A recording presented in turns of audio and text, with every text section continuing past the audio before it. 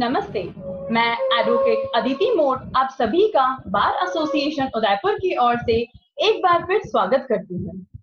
आज की हमारे स्पीकर ने हमारे इस छोटे से प्लेटफॉर्म पर बोलने के लिए समय निकाला, ये ही हमारी बार एसोसिएशन उदयपुर के लिए बहुत सौभाग्य की बात है।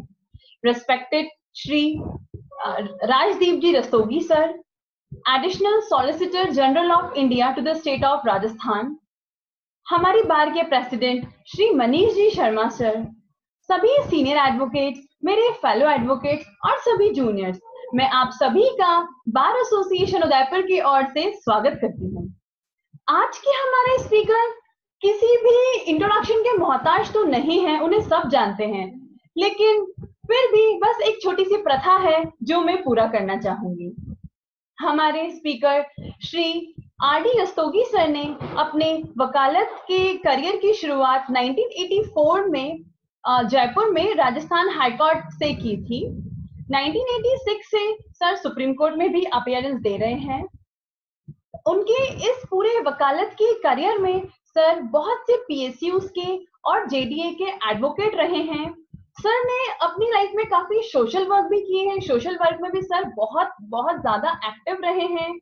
सर उसके बाद सर 9 बार बार एसोसिएशन हाई कोर्ट के एग्जीक्यूटिव मेंबर रहे हैं। सर अखिल भारतीय अधिवक्ता परिषद के जनरल सेक्रेटरी रहे हैं।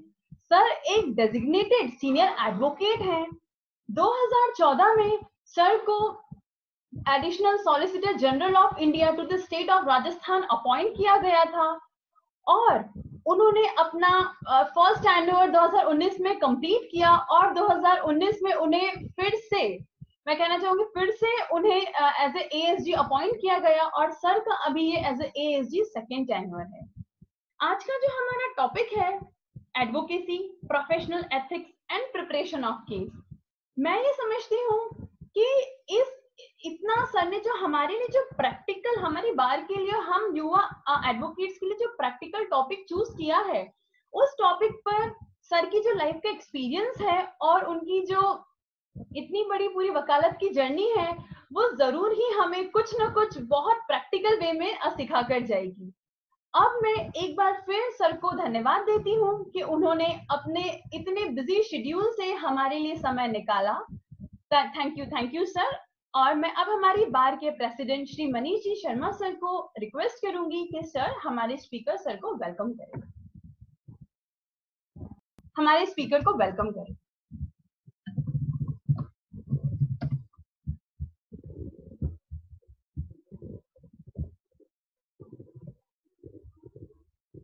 नमस्कार, मनीष शर्मा एडवोकेट आप सभी बार एसोसिएशन उदयपुर द्वारा आयोजित एवं अदिति मोड़ एवं तुषार मोड़ एडवोकेट के सहयोग से इस सेमिनार में आप सभी का स्वागत एवं अभिनंदन करता हूं। मैं आज के मुख्य वक्ता हमारे बड़े भाई साहब श्री आर डी रस्तोगी साहब, एडिशनल सॉलिसिटर जनरल, क्योंकि आज उन्होंने हमारे लिए समय निकाला। बार एसोसिएशन उदयपुर उनका हार्दिक स्वागत एवं अभिनंदन करती है। आर डी रस्तोगी साहब हमारे उदयपुर के जवाई साहब भी हैं, तो स्पेशली उनके मान एवं सम्मान में कोई कमी नहीं है, इसलिए एक बार पुनः उनका स्वागत एवं अभिनंदन करता हूं। और भविष्य में भी हमारे इसी तरह से सहयोग एवं हम जब कभी भी आपको आमंत्रित करेंगे, हमें सहयोग प्रदान करते रहेंगे। एक बार पुनः हार्दिक स्वागत एवं अभिनंदन रस्तोगी सर का। हमारा सेशन शुरू होने के पहले मैं बस एक बार ब्रीफ दे दूं। हमारा सेशन 2 सत्रों में होता है। पहले में जो हमारे स्पीकर साहब हैं वो टॉपिक के ऊपर चर्चा करते हैं और जो दूसरा सेशन है वो क्वेश्चन आंसर राउंड होता है, जिसमें आप कोई भी उसमें सवाल पूछ सकते हैं। सवाल पूछने के लिए आपकी स्क्रीन पर एक ऐसा निशान बना होगा हाथ जैसा, उस पर आप क्लिक कर भी सवाल पूछ सकते हैं या फिर चैट बॉक्स में अपना सवाल टाइप कर सकते हैं। अब मैं हमारे स्पीकर सर को वेलकम करूंगी कि सर अपना नॉलेज हम लोगों के साथ शेयर करें। बहुत बहुत धन्यवाद। आपने उदयपुर बार एसोसिएशन का मैं हृदय से ऋणी हूं। एक चीज तो मैं क्लियर कर दूं कि मैं अंग्रेजी बोल सकता हूं, लेकिन मेरे को खुशी नहीं होती अंग्रेजी बोलने में, मैं हिंदी में बात करूंगा। और विषय भी ऐसा है कि उसको मैं अगर अपनी भाषा में बात करूंगा तो ज्यादा अच्छा रहेगा। आदरणीय बार अध्यक्ष मनीष शर्मा जी, जनरल सेक्रेटरी चक्रवर्ती सिंह राव साहब, मेरे छोटे भाई और मित्र प्रवीण खंडेलवाल जी, पूर्व अध्यक्ष, और मेरे वरिष्ठ साथी और बार काउंसिल के वाइस चेयरमैन श्री रतन सिंह जी राव, जिनसे कभी कभी मेरा मिलना होता है, श्री तुषार मोड़ साहब और अदिति जी जो आज इसको कन्वीन कर रही हैं प्रोग्राम को, मैं तहे दिल से आपका शुक्रगुजार हूं। खमागणी हुकुम, मैं खमागुणी इसलिए कर रहा हूं कि मैं मेवाड़ में बोल रहा हूं, मुझे अच्छी तरह ध्यान है, और मेवाड़ से मेरा रिश्ता लगभग 31 वर्ष पुराना है। वैसे तो मैं कहूं बहुत पुराना है, लेकिन 31 वर्ष से तो मैं मेवाड़ की धरती से जुड़ा हुआ हूं। क्यों जुड़ा हुआ हूं कि मेरी अर्धांगिनी उदयपुर से ही है, तो इसलिए मेरा उदयपुर आना जाना रहता है। और आपकी जो भाषा है मेवाड़ी छोटी मोटी वो बोल भी लेता हूं, समझता तो हुई, इतना मेरा नाता है। आपने मुझे याद किया, मैं बहुत बहुत आपका हृदय से आभारी हूं। मैं शायद उतना अच्छा स्पीकर तो नहीं साबित होऊंगा, लेकिन अपनी दिल से बात करता हूं। मैं जो बोलता हूं दिल से, मेरे पास लिखा पढ़ी कुछ नहीं होती है, छोटे पॉइंट्स होते हैं। और मैं सोचता हूं कि मैं अपने कुछ पुराने एक्सपीरियंसेस मैं साझा करूं। मैं कोई ज्ञान देने काबिल नहीं हूं, मैं निश्चित रूप से आपको साथियों बता दूं, मेरा ज्ञान बहुत अल्प ज्ञान मेरा है। अगर आप ये समझते हो कि राजदीपक जी रस्तोगी एडिशनल सॉलिसिटर से कोई ज्ञान मिलेगा, व्यर्थ है। मैं आपकी तरह से ही एक एडवोकेट हूं, and I tell you I am a learner. मैं खुद ही एक लर्नर हूं, और लर्नर हूं इसीलिए प्रैक्टिस करता हूं। लोग कहते हैं ना प्रैक्टिस कर रहे हैं, ये अक्सर मैं जब भी मेरे को बहुत मौका मिलता है, क्योंकि I am a motivational speaker also. मैं भारत के लगभग हर स्थान पर जाता हूँ स्पीच देने के लिए, ये मेरा शौक है। All through I am a debater right from my college life. इसको प्रैक्टिस क्यों कहते हैं, पहला मैं यहीं से शुरू करूंगा कि मैं प्रैक्टिस कर रहा हूं। मेरे को ये 37वां वर्ष चल रहा है, 36वां या 37वां वर्ष, अभी भी प्रैक्टिस कर रहा हूं मैं। मेरे बहुत से वरिष्ठ साथी मैं देख पा रहा हूँ, वो मेरे से और सीनियर हैं, वो भी प्रैक्टिस कर रहे हैं। मेरे कनिष्ठ साथी, मेरे अपने मित्र साथी, वो सब प्रैक्टिस कर रहे हैं।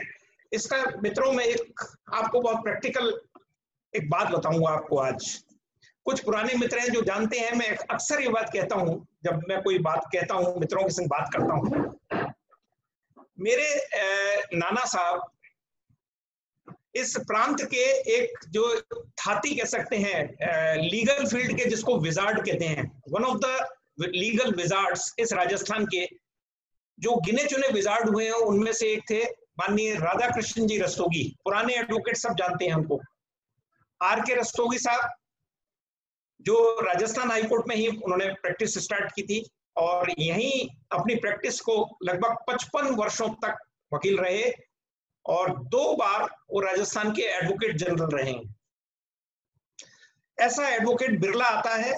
मैं ये नहीं कह रहा कि वो मेरे नाना थे, मैं ये नहीं कह रहा कि मेरा उनसे खून का रिश्ता है, लेकिन मित्रों मैं कह सकता हूं कि मुझे उनके संग रहने का बहुत मौका मिला। क्योंकि लास्ट में जब मैं एमबीए कर रहा था, बेसिकली मैं एमबीए हूं, वकालत में बाद में आया हूं, मैं एमबीए हूं। तो मैं जब यहाँ जयपुर से एमबीए करता था 1978 से लेकर 80, मैं पोदार इंस्टीट्यूट में मैंने जब एमबीए किया, तो मुझे अपने नाना साहब के संग रहने का बहुत मौका मिला। वो एडवोकेट जनरल भी थे उस समय, भैरव सिंह जी साहब की सरकार थी राजस्थान में, जनता गवर्नमेंट। मैंने उनसे पूछा, वो 73-74 साल की उम्र थी, कि आप कब तक प्रैक्टिस करते रहोगे, क्योंकि जिससे मिलते थे वो क्या करते हो, प्रैक्टिस करता हूं। मैंने कहा आप कब तक प्रैक्टिस करते रहोगे। अब आप सुनिए, उस एक महान आदमी जो बहुत ही विद्वान था, उनका क्या आंसर हो सकता है कि मैं प्रैक्टिस क्यों करता हूं। मैंने तो ये एक अल्प मजाक तो मैं नहीं कर सकता, अपने इतने बड़े नाना के संग में मजाक नहीं कर सकता था, लेकिन मैंने कहा लाओ आज इनको टेस्ट करें कि ये प्रैक्टिस ही कर रहे हैं। तो उनका आंसर सुनिए, मित्रों ये बहुत आवश्यक है मेरे यंग साथियों, मैं खासतौर से यंग साथियों को एड्रेस कर रहा हूं। आप ये ना माने कि मैं अपने बराबर के या मेरे वरिष्ठ साथियों को इग्नोर कर रहा हूं, नहीं, मैं यंग साथियों को टारगेट लेके, आज मेरा ऑडियंस टारगेट वो यंग साथी हैं। मैं प्रैक्टिस कर रहा हूं, आर के रस्तोगी साहब बोले मैं प्रैक्टिस कर रहा हूं। अब मेरा तो माथा ठनक गया, मैंने कहा आप कब तक प्रैक्टिस करते रहोगे, 75 साल के तो हो गए। अब उन्होंने मित्रों क्या कहा कि सुनो, मैं जब तक प्रैक्टिस करता रहूंगा जब तक मैं परफेक्ट नहीं हो जाऊंगा। आप समझ रहे हैं इसका मर्म? राजस्थान का वो मनीषी एडवोकेट, राजस्थान का वो विख्यात एडवोकेट, एक लीगल विजार्ड, एक advocate general of the state, और कह रहा है मैं प्रैक्टिस कर रहा हूं क्योंकि मैं परफेक्ट नहीं हूं। मित्रों मैं वकील नहीं था उस समय, लेकिन मैंने भी एक गांठ बांध दी। मैं एमबीए में था, मैंने ये तय कर लिया कि कभी भी किसी चीज का परफेक्शन मत मानिए। Never say that I am perfect friend, never say that I am perfect, always say I am a learner. ये मैग्निनिमिटी हमेशा, ये एक अपनी हमेशा एक सहृदयता अपनी दिखाइए। जहां अपन ने ये दिखाना शुरू कर दिया मुझे सब कुछ आता है, वो दिन अपना पतन का दिन प्रारंभ है। निश्चित रूप से मैं अपने छोटे से एक्सपीरियंस के आधार पर मित्रों आपको कह सकता हूं, तो इसलिए हम प्रैक्टिस कर रहे हैं। उस प्रैक्टिस को मैं साझा कर रहा हूं। मेरा सफर शुरू होता है, मैंने कहा 1980 में एमबीए करके मैं जॉब में गया। अब आप कहेंगे ये पर्सनल कहानी सुना रहे हैं, मैं अपने यंग फ्रेंड्स को एड्रेस कर रहा हूं विशेष रूप से।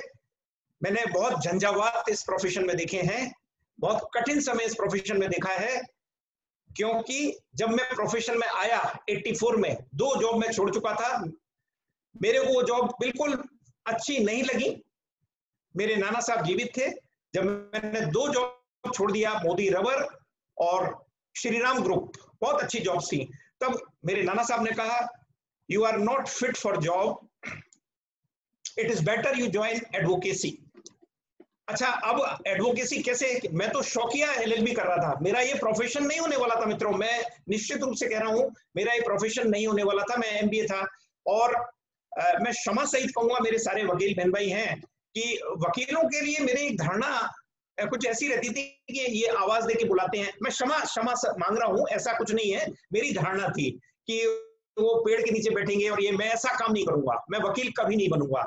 लेकिन मित्रों नियति मुझे वहीं ले आई, और मैं फक्र के साथ कहता हूं कि 1984 में मैं जब वकालत में आया, उस समय तो खैर मैं बिल्कुल एक, ये मान लीजिए कि नया था, और मेरे संग एक बहुत बड़ी दुर्घटना हुई। मैंने अपने नाना साहब को ज्वाइन किया 9 अगस्त 1984। वो दिन मुझे अभी भी याद है। मैं किताब से बात नहीं करूंगा, मैं दिल से बात करता हूं। 9 अगस्त 1984 को मैंने प्रोफेशन ज्वाइन किया, मेरा रजिस्ट्रेशन है बार काउंसिल में। और मित्रों मैं अपने नाना साहब के संग केवल 5 दिन कोर्ट गया हूं। उनको हार्ट अटैक हुआ, वो हॉस्पिटल में चले गए, और 23 अगस्त 1984 को उनका स्वर्गवास हो गया। अब आप कल्पना कर सकते हैं, एक व्यक्ति जो अनाथ, मेरा कोई नहीं था इस प्रोफेशन में, मेरे परिवार में मेरे पिताजी, उनका व्यापार था, मेरा भाई, मेरी बहनें, कोई नहीं था इस प्रोफेशन में। नाना साहब थे, उनका सहारा छीन चुका था। मेरे कुछ रिश्तेदार जरूर थे इस प्रोफेशन में, लेकिन उनसे मैं इतनी सहायता ले नहीं सकता था, ना मुझे इतनी अपेक्षा भी थी। मैं जब अनाथ होकर सड़क पर आ गया, मैं बता दूं कि मैं घर से बहुत अच्छी स्थिति में, मेरे पिताजी थे व्यापारिक स्थिति में, लेकिन सिद्धांत ऐसे थे उनके और मेरे कि उनसे पैसा नहीं लेना है। मैंने 2 साल जॉब किया, उससे जो अल्प बचत थी वो 2 साल काम आ गई। उसके बाद मेरे पास 1 पैसा नहीं रहा। मैंने जो बुरे दिन देखे इसी जयपुर में, मैंने एक छोटे से कमरे में अपना जीवन गुजारा है। एक खोखा बापू नगर में आज भी वो खोखा मौजूद है, और मैं फक्र के साथ कहता हूं मुझे अपने पास्ट को याद करने में कोई किसी तरह का गुरेज नहीं है। रादर आई से friends, I feel proud when I remember my old past. मुझे फक्र होता है कि हम लोग कहां से उठे हैं। एक खोखे से मैंने जिंदगी स्टार्ट की, एक ट्रंक पर बैठता था, किताबों के नाम पर मेरी एमबीए की किताबें थी, केवल एमबीए की किताबों पर मैंने एआईआर लिख लिया था। अब आप क्षमा करेंगे, ये मैंने क्लाइंट्स को भ्रमित करने के लिए किया था उस समय, क्योंकि मेरे पास पैसा नहीं था। मैंने अपनी AIR की प्रोडक्शन मैनेजमेंट मार्केटिंग की किताबों पर AIR और ये लिखकर 15-20 किताबें लगा दी। एक क्लाइंट आए मेरे पास, क्लाइंट आते ही नहीं थे। मैं कुछ समय जूनियर भी रहा हूं, ऐसी बात नहीं है, 5-6 महीने में जूनियर रहा हूं, लेकिन 6 महीने बाद मैंने जूनियरशिप छोड़ दी थी और मैंने अपने गुरु से भी बहुत सीखा। आपको बता दूं, वो आप सब उनको जानते हैं, मेरे जो दूसरे गुरु रहे, पहले तो राधा कृष्ण जी रस्तोगी, ये केवल 5 दिन मेरे गुरु रहे, बाकी हमेशा हैं वो मेरे गुरु, हमेशा से हैं। और दूसरा ऑफिस मैंने जो ज्वाइन किया वो आदरणीय जगदीप धनखड़ साहब का ऑफिस ज्वाइन किया, जो अभी वेस्ट बंगाल के गवर्नर हैं, सीनियर एडवोकेट जगदीप धनखड़ साहब। उन्होंने मेरे को आश्रय दिया। मैं करीब 5 या 6 महीने उनके संग रहा हूं। मैंने वहां बहुत कुछ सीखा, बहुत सीखा, धनखड़ साहब से सीखा, उनका स्टाइल सीखा, उनका ओरेशन सीखा, उनकी तैयारी सीखी। RK रस्तोगी साहब की तैयारी तो मैंने देखी ही थी, क्योंकि मैं उनके संग जब वकील नहीं था तो भी उनकी मदद किया करता था, थोड़ा बहुत मैं उनकी तैयारी जानता था, कैसे तैयारी करते हैं। धनखड़ साहब का भी स्टाइल मैंने देखा और मैं ये कह सकता हूं कि वो एक लिविंग लेजेंड हैं धनखड़ साहब अपने आप में। वो मेरे गुरु तो हैं ही हैं, लेकिन मेरे बड़े भाई भी हैं, मेरे मार्गदर्शक भी हैं।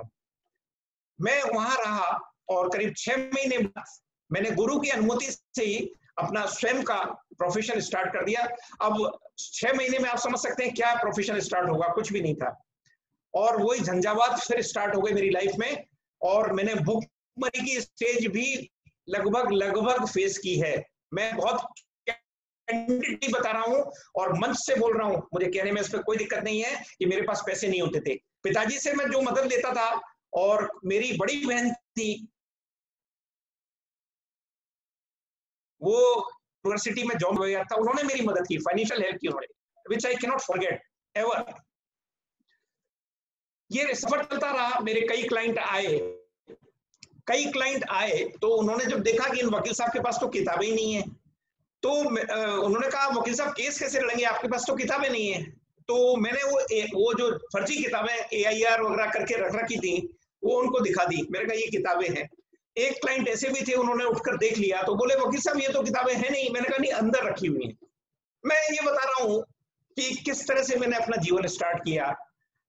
I was not a person born with silver spoon. मैं बहुत जमीन से उठा हुआ हूं, बहुत मैंने गरीबी देखी है मित्रों।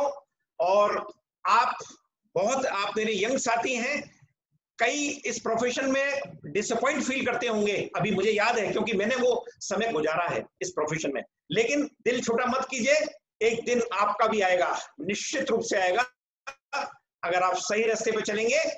जो कुछ भी छोटा मोटा मुकाम, बहुत बड़ा मुकाम मैं हासिल नहीं कर पाया जिंदगी में, छोटा मोटा मुकाम जो भगवान ने मुझे दिया,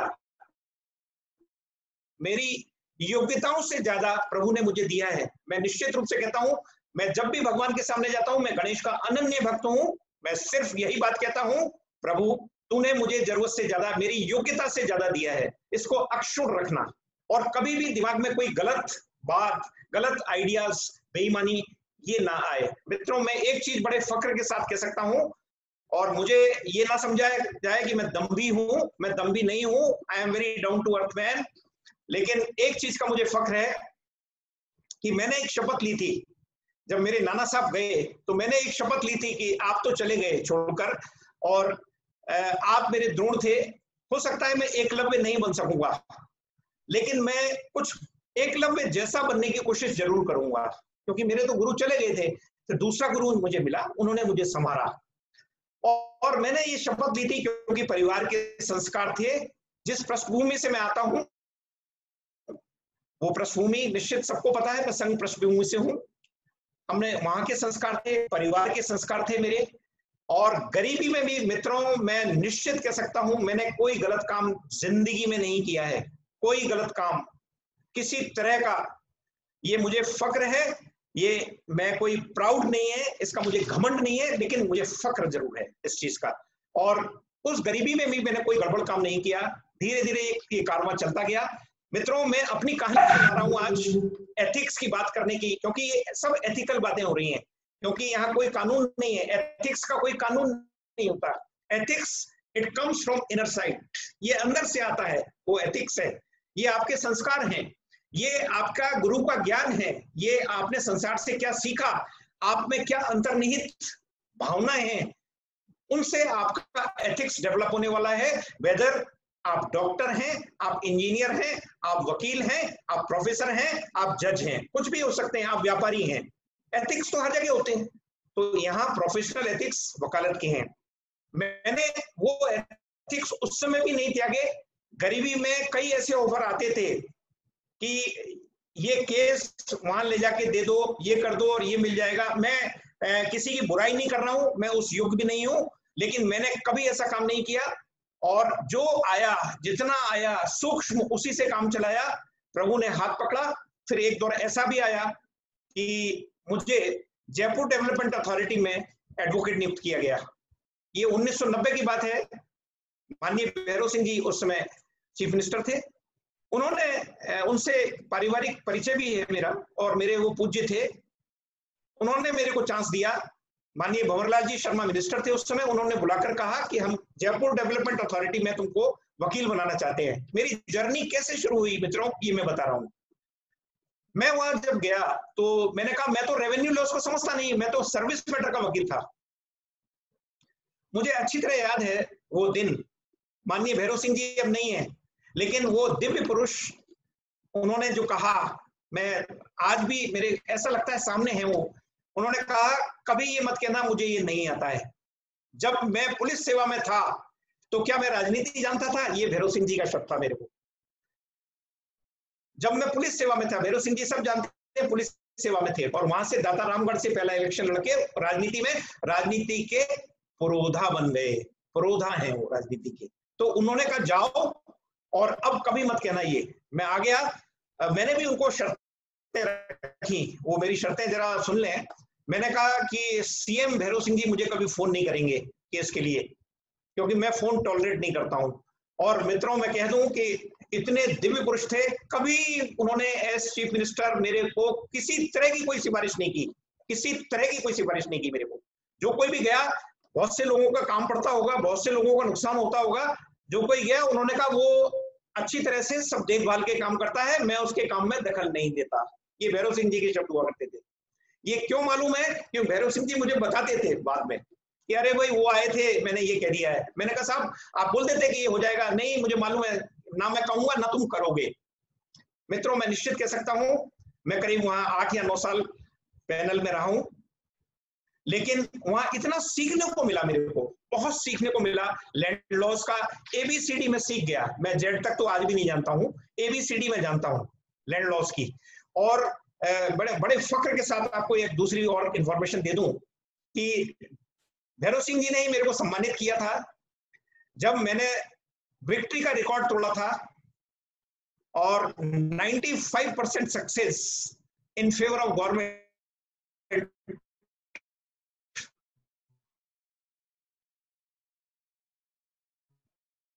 ये प्रभु की कृपा से, और मैं ऐसा समझता हूं भारत का भी रिकॉर्ड है कि गवर्नमेंट इंस्टीट्यूशन के लिए 75% केसेस में सफलता। जितने बड़े केस हैं, मैं नाम नहीं लूंगा, कोई सा भी बड़ा केस उसमें मैं रहा हूं, रिपोर्टेड केसेस हैं सारे। और जिस रेवेन्यू लॉ को मैं नहीं जानता था, मैं क्यों कह रहा हूं यंग साथियों कि जिस लॉ को मैं नहीं जानता था मैंने पढ़ा, उसको पढ़ा, आत्मसात किया और उसकी एबीसीडी समझ गया। कम से कम मैं जेड तक नहीं समझ पाया, मैं एबीसीडी समझ गया उसकी। ये सफर वहां से शुरू हुआ, ये सफर चलता रहा। उसके बाद कतिपय राजनीतिक कारणों से मेरे को छोड़ना पड़ा, मैंने रिजाइन किया जेडीए को। लेकिन प्राइवेट प्रैक्टिस बहुत अच्छी चल गई, क्योंकि मित्रों वही एथिक्स कमाए, प्रोफेशनल एथिक्स। और दावे के संग मैं पुनः रिपीट कर रहा हूं कि कोई एक व्यक्ति यदि कोई कहने वाला हो कि या तो मेरे को अप्रोच कर गया वो व्यक्ति, या मुझे मैनेज कर लिया, तो आप जो सजा देंगे वो मैं भुगतने के लिए तैयार हूं। मैं कभी मैनेज नहीं हुआ, और इस हद तक कि मैं अपने घर वालों से भी मैनेज नहीं होता। ये कोई बड़ी बात नहीं है, आत्म प्रशंसा नहीं है, इसको आप बिल्कुल मैं छोटे मुंह बड़ी बात ना मानिएगा, लेकिन मित्रों इस स्पिरिट को आपको रखना पड़ेगा। और कौन सा वकील जिसके पास कुछ नहीं था? मैंने 1984 में स्क्रैच से स्टार्ट किया है। मेरे कई मित्र मैं देख रहा हूं, पुराने मित्र, डॉक्टर शैलेंद्र झा अभी मुझे दिख रहे थे, ये राजस्थान पुलिस में फॉरेंसिक लेबोरेटरी,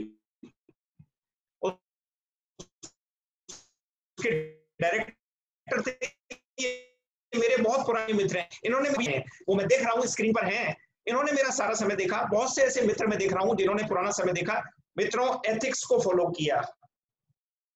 एथिक्स फॉलो करेंगे आप, निश्चित रूप से कोई ऐसी पावर नहीं है जो आप कहीं ना कहीं मुकाम हासिल नहीं कर पाएंगे। निश्चित कह सकता हूं मैं अपने एक्सपीरियंसेस से, अपने नाना साहब के और लोगों के, मैं जिनके भी एक्सपीरियंसेस देखता हूं, ये एथिक्स ही है जो आदमी को एक अलग मुकाम दे देते हैं। एथिक्स हैं। आप बातें आती हैं व्हाट इज एडवोकेसी, मैं उस पर आता हूं। एडवोकेसी क्या है? अपन कहते हैं वी आर प्रैक्टिसिंग। आपने कभी इसको देखा होगा, बहुत से लोग यंग साथी देख ही रहे हैं। ये एक लैटिन टर्म है। Advocate is a Latin term, और एडवोकेट दो शब्द है, एड, एड प्लस वोकेट नहीं था, ये ओरिजिनल वर्ड है वोकेयर, VOCARE।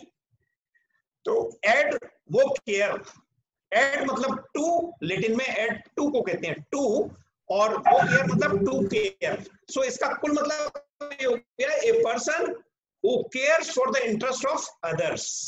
वो अदर्स कौन है? वो आपके क्लाइंट्स हैं। तो ये एडवोकेट बना, और एडवोकेट से फिर ये चेंज हुआ, फिर ये आया एडवोकेटस, ये भी लैटिन टर्म था, एडवोकेटस। और एडवोकेटस होते होते इंग्लिश लॉ में चेंज आके advocate. So who is an advocate? आप सब जानते हैं, हम एडवोकेट हैं। हम अपने क्लाइंट की बात को अपने मुंह से कानून सम्मत रूप से उचित रूप में ढालकर कह देते हैं। हम अपने क्लाइंट के लीगल प्रवक्ता हैं। लीगल प्रवक्ता, मैं रिपीट कर रहा हूं, हम अपने क्लाइंट के लीगल प्रवक्ता हैं। हम उसके लीगल कामों में प्रवक्ता नहीं है। अगर कोई क्लाइंट कोई गलत चीज हमको बताता है, गलत काम करने के लिए कहता है, मित्रों आप नहीं करते हैं, मुझे मालूम है आप नहीं करते हैं, लेकिन कृपया इसे मेंटेन करेंगे। हो सकता है बहुत सारे क्लाइंट आए कि ये काम करना है, ये काम करना है, लेकिन वो हमारे अपने स्टैंडर्ड्स में फिट इन नहीं होता, एथिकल वैल्यूज में फिट इन नहीं होता, इमीडिएटली मना कर दीजिए। हो सकता है आपको तत्काल आर्थिक नुकसान होगा, लेकिन मैं दावे के संख्या में होने वाले उन तमाम आर्थिक फायदों और आपकी इमेज बिल्डिंग से बहुत कम है। वो आर्थिक नुकसान बहुत कम है।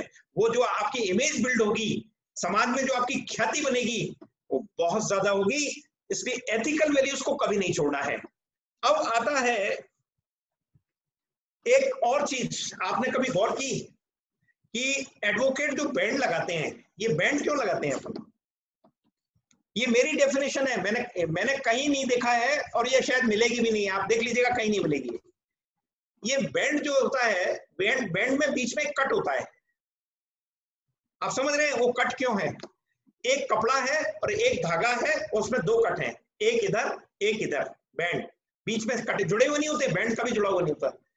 ये क्या है मित्रों? ये मेरी डेफिनेशन है, किसी की डेफिनेशन नहीं है, कहीं नहीं मिलेगी, गूगल पे देख लीजिए, कहीं नहीं मिलेगी। ये मैंने अपना क्रिएशन है मेरा। कि बैंड है विश्वास का वो धागा जो क्लाइंट ने आपको दिया, जो ट्रस्ट आपको रिपोज किया आपके क्लाइंट ने, जो उसने अपना सर्वस्व आपको न्यौछावर कर दिया आपको। इवन आज प्रैक्टिकल बात यह है, साइन करके जाता है क्लाइंट, कई बार पढ़ता तक नहीं है। आपने क्या लिखा, आप पर विश्वास है उसको, तो ये विश्वास का धागा है बैंड। विश्वास के धागे के दो सूत्र हैं, एक सूत्र है क्लाइंट इधर वाला, और एक सूत्र है वकील, और दोनों एक विश्वास के धागे से बंधे हुए हैं, लेकिन एक नहीं है मित्रों, एक नहीं है, दोनों अलग अलग हैं। मैं वकील हूं, मैं अपने क्लाइंट का जब तक साथ दूंगा जब तक वो उचित और वैधानिक कार्यों से केस को लड़ रहा है। जैसे मैं उसका साथी नहीं बनूंगा, क्योंकि अगर हम उसको जोड़ लेंगे तो हम उसकी पार्टी हो गए, and we should never be a party to the litigation. इसीलिए सीनियर्स से जो मैंने सीखा, और मेरे बहुत सीनियर्स बैठे हैं, वो कई सीनियर्स मैं देख रहा हूं, पटेल साहब दिख रहे हैं मुझे, कई लोग दिख रहे हैं यहाँ पर, और भी लोग हैं। तो वो जो लोग हैं उनसे जो सीखा, उन्होंने यही कहा कि ये जो धागा है, इस धागे में डिस्टेंस रखो, इस धागे में डिस्टेंस रखें। डिस्टेंस क्या रखें? कि नैतिकता का डिस्टेंस है, कि मैं आपकी मदद करूंगा, मैं एडवोकेट हूं, लेकिन आपके गलत कामों में मदद नहीं करूंगा। I am not your spokes person, I am your legal spokes person, legal spokes person. Friends, ये अगर एडवोकेट छांट लें, मन में धारणा कर लें, बहुत कुछ हो सकता है। मैं जाता हूं, ट्रस्ट, जो उसने ट्रस्ट दिया, क्या दिया क्लाइंट ने आपको? उसने फीस तो दी, फीस तो कोई बड़ी बात नहीं है, आप कोई बिजनेस नहीं कर रहे हैं, you are in a profession which is a noble profession, it was a noble profession, it is a noble profession. बहुत से लोग कहते हैं अरे साहब वकीलों का कोई नोबल, गलत, आज भी ये नोबल प्रोफेशन है और ये आगे भी नोबल प्रोफेशन रहेगा। हाँ देखिए, मैं सत्य से दूर नहीं भागता हूं। अगर कुछ तालाब में गंदी मछलियां आ गई हैं, कुछ, सारी तालाब खराब नहीं है, सारी मछलियां खराब नहीं है, कुछ हमारे यहाँ कुछ मछलियां खराब हैं, ठीक है, वो मछलियां चली जाएंगी, वो समय के अनुसार निकल जाएंगी, उनको निकाल दिया जाएगा, लेकिन तालाब बहुत अच्छा है, प्रोफेशन बहुत नोबल है, बहुत नोबल प्रोफेशन है। मैं आपको बताऊं कि मैंने जब जॉब छोड़ा तो मैं अंधकार में था और वकीलों को ऐसा समझता था क्या है। आज जब मैं अपने एमबीए के पुराने साथियों से मिलता हूं कई बार और सब बात करते हैं भाई आज क्या है, तो बात क्या निकलती है, मैं जो बोलता हूं हृदय से कि अगर मेरा दूसरा जन्म हो तो मैं सिर्फ और सिर्फ एक वकील बनना चाहता हूं, अगर मेरा दूसरा जन्म हो, क्योंकि इतना अच्छा नोबल प्रोफेशन जिसने मुझे मान सम्मान दिया, जिसने मुझे ख्याति दी, जिसने मुझे उचित पैसा भी दिया। कोई मुझे अरबपति नहीं बनना, मुझे करोड़पति नहीं बनना, मेरी अपनी डेली नीड्स बहुत अच्छी तरह से पूरी हो रही हैं। और वो कबीर की बात कि साईं इतना दीजिए जहां मैं कुटुंब समाए और मैं भी भूखा ना रहूं, साधु ना भूखा जाए, तो ये चीज पूरी हो रही है। क्यों करूं मैं बेईमानी, किसके लिए करूंगा मैं बेईमानी? ये प्रोफेशन लीगल प्रोफेशन है, इसमें ट्रस्ट है, क्लाइंट ने आपको ट्रस्ट दिया है, ट्रस्ट। और ट्रस्ट का एक मतलब और है मित्रों, आप लिख लीजिए, ये भी मेरी अपनी डेफिनेशन है ट्रस्ट की, you can just note down, TRUST। What is T? T is truthfulness, truthfulness, R is reliability, reliability, you are reliable, client अपना सब कुछ सौंप के जा रहा है आपको। U is for untiring, आप अनटायरिंग है भाई साहब। कौन सा ऐसा व्यक्ति है रात के 3 बजे तक काम करता है? आप लोग काम करते हैं रात के 3 बजे तक, क्लाइंट तो घर पे सो जाता है जाकर। आप लोग जब फाइल पकड़ते हैं और वो डाइजेस्ट निकाल रहे हैं, अब तो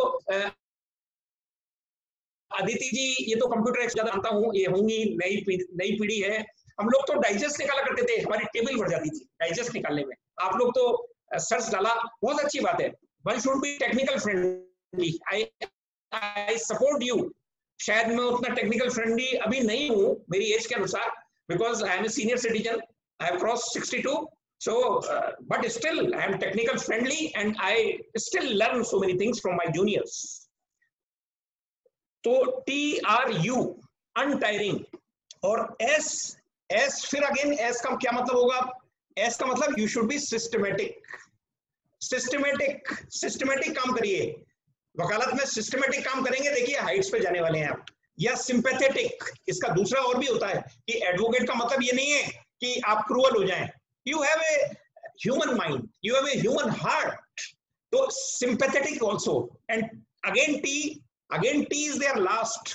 What is that? It is transparency, या इसको एक मीनिंग और दे सकते हैं, you should be tolerant। क्या होते हैं?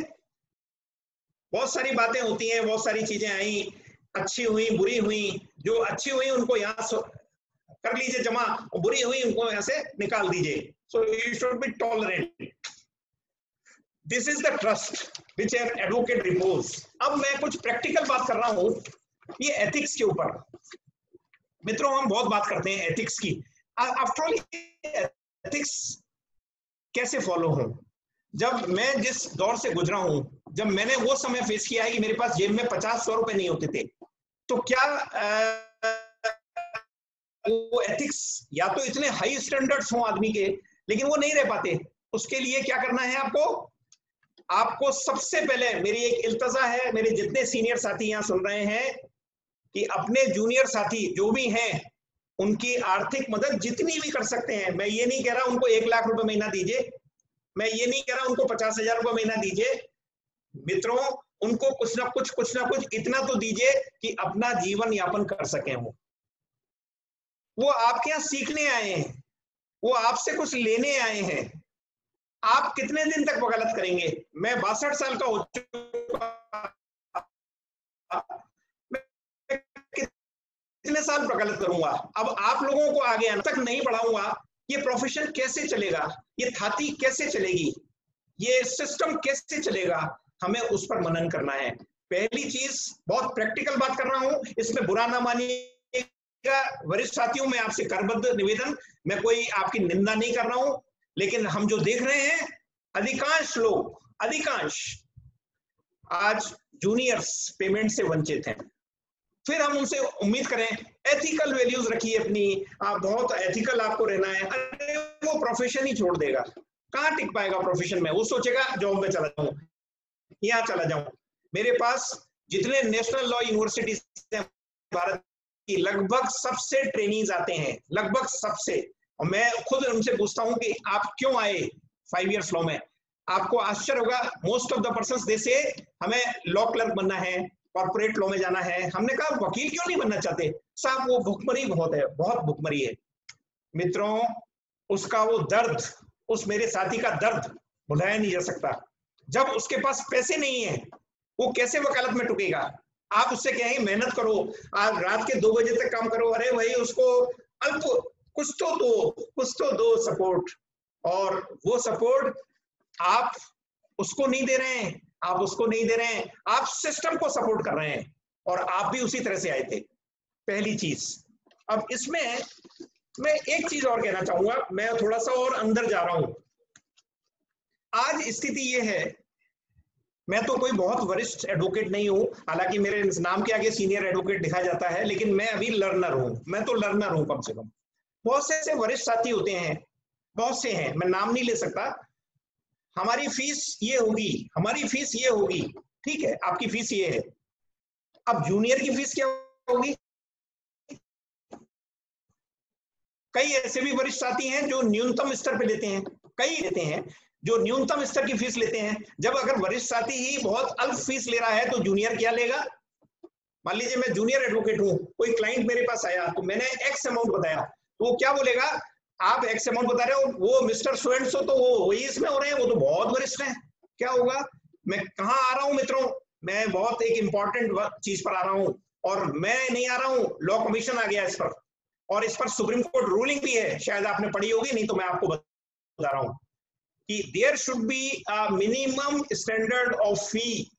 नोट करें इसको एक मुहिम बनाइए कि there should be a minimum standard of fee of every advocate. अब आप पूछेंगे कैसे? उसको ईयर्स में बांट दीजिए, उसको आप ब्रैकेट ईयर्स के ब्रैकेट में बांट दीजिए कि ये 1 से 5 साल का एडवोकेट है, ये 5 से 10 का है, 10 से 15, 15 से 20, या सीनियर एडवोकेट फिर।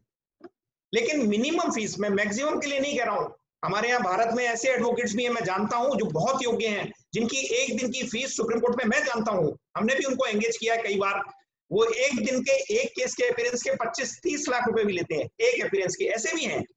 मैं कोई वो नहीं कर रहा, इनका प्रोफेशन है, वो मैक्सिमम फीस हो गई। मिनिमम की बात कर रहा हूं मैं, मिनिमम मेंटेन करिए। उससे क्या होगा? जब आप मिनिमम मेंटेन कर रहे हैं तो कम से कम आपके यंग साथी को भी कोई ना कोई केस तो मिलेगा। आज स्थिति ये है, आज यंग साथी बहुत इंटेलिजेंट है, बहुत कुछ कर सकता है, उसके पास मौका नहीं है, उसके पास अपना जोहर दिखाने का मौका नहीं है, उसका कोई सपोर्ट नहीं है, उसका घर में कोई वकील नहीं है, हो सकता है उसके पिताजी भी वकील ना हो, उसके कोई रिश्तेदार भी वकील ना हो, जो मेरे संग हुआ। मैंने यही स्थिति यहाँ पर फेस की है, लेकिन मेरे संग प्रभु था, और नैतिकता थी, और एथिक्स थे, और भगवान का साथ था, वो गाड़ी चल गई। तो एक मिनिमम स्टैंडर्ड फेस करना है आपको। इस पर एक मैं बता रहा हूं, डायरेक्ट आप लिख लीजिए, 2018 वॉल्यूम 1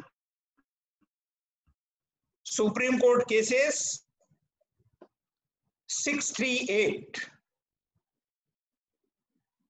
ये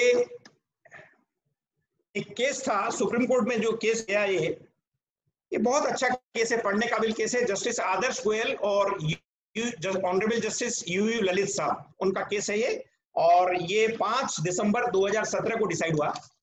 इसमें इशू क्या था? अब आप, इशू बहुत छोटा सा था। एक वकील साहब थे, वो मोटर एक्सीडेंट क्लेम की प्रैक्टिस करते थे, तो उनके पास कोई क्लाइंट आई, उसके हस्बैंड की डेथ हो गई। उन्होंने उससे एग्रीमेंट कर लिया कि 16% लूंगा मैं मोटर एक्सीडेंट क्लेम में। मैं क्षमा सहित कहूंगा, ये सभी जानते हैं जैसा भी सिस्टम चल रहा है ये उसी पर है। तो 16% करके उसने उनको 10 लाख रुपए तो नगद दे दिए या कैसे भी दे दिए, बाकी का चेक दे दिया। वो चेक बाउंस हो गया। वो चेक बाउंस होने के बाद सुप्रीम कोर्ट तक मैटर गया। सुप्रीम कोर्ट ने बहुत ही उम्दा जजमेंट दिया है, ये पढ़ने काबिल जजमेंट है। आप इसके पैरा भी नोट कर लीजिए, आपको ज्यादा मेहनत नहीं करनी पड़ेगी। पैरा 9, 10, 12 आप लिख लें इस जजमेंट के। पैरा 12 में क्वेश्चंस हैं, 3 क्वेश्चंस फ्रेम किए हैं उन्होंने पैरा 12 में, और 3 क्वेश्चंस फ्रेम किए हैं।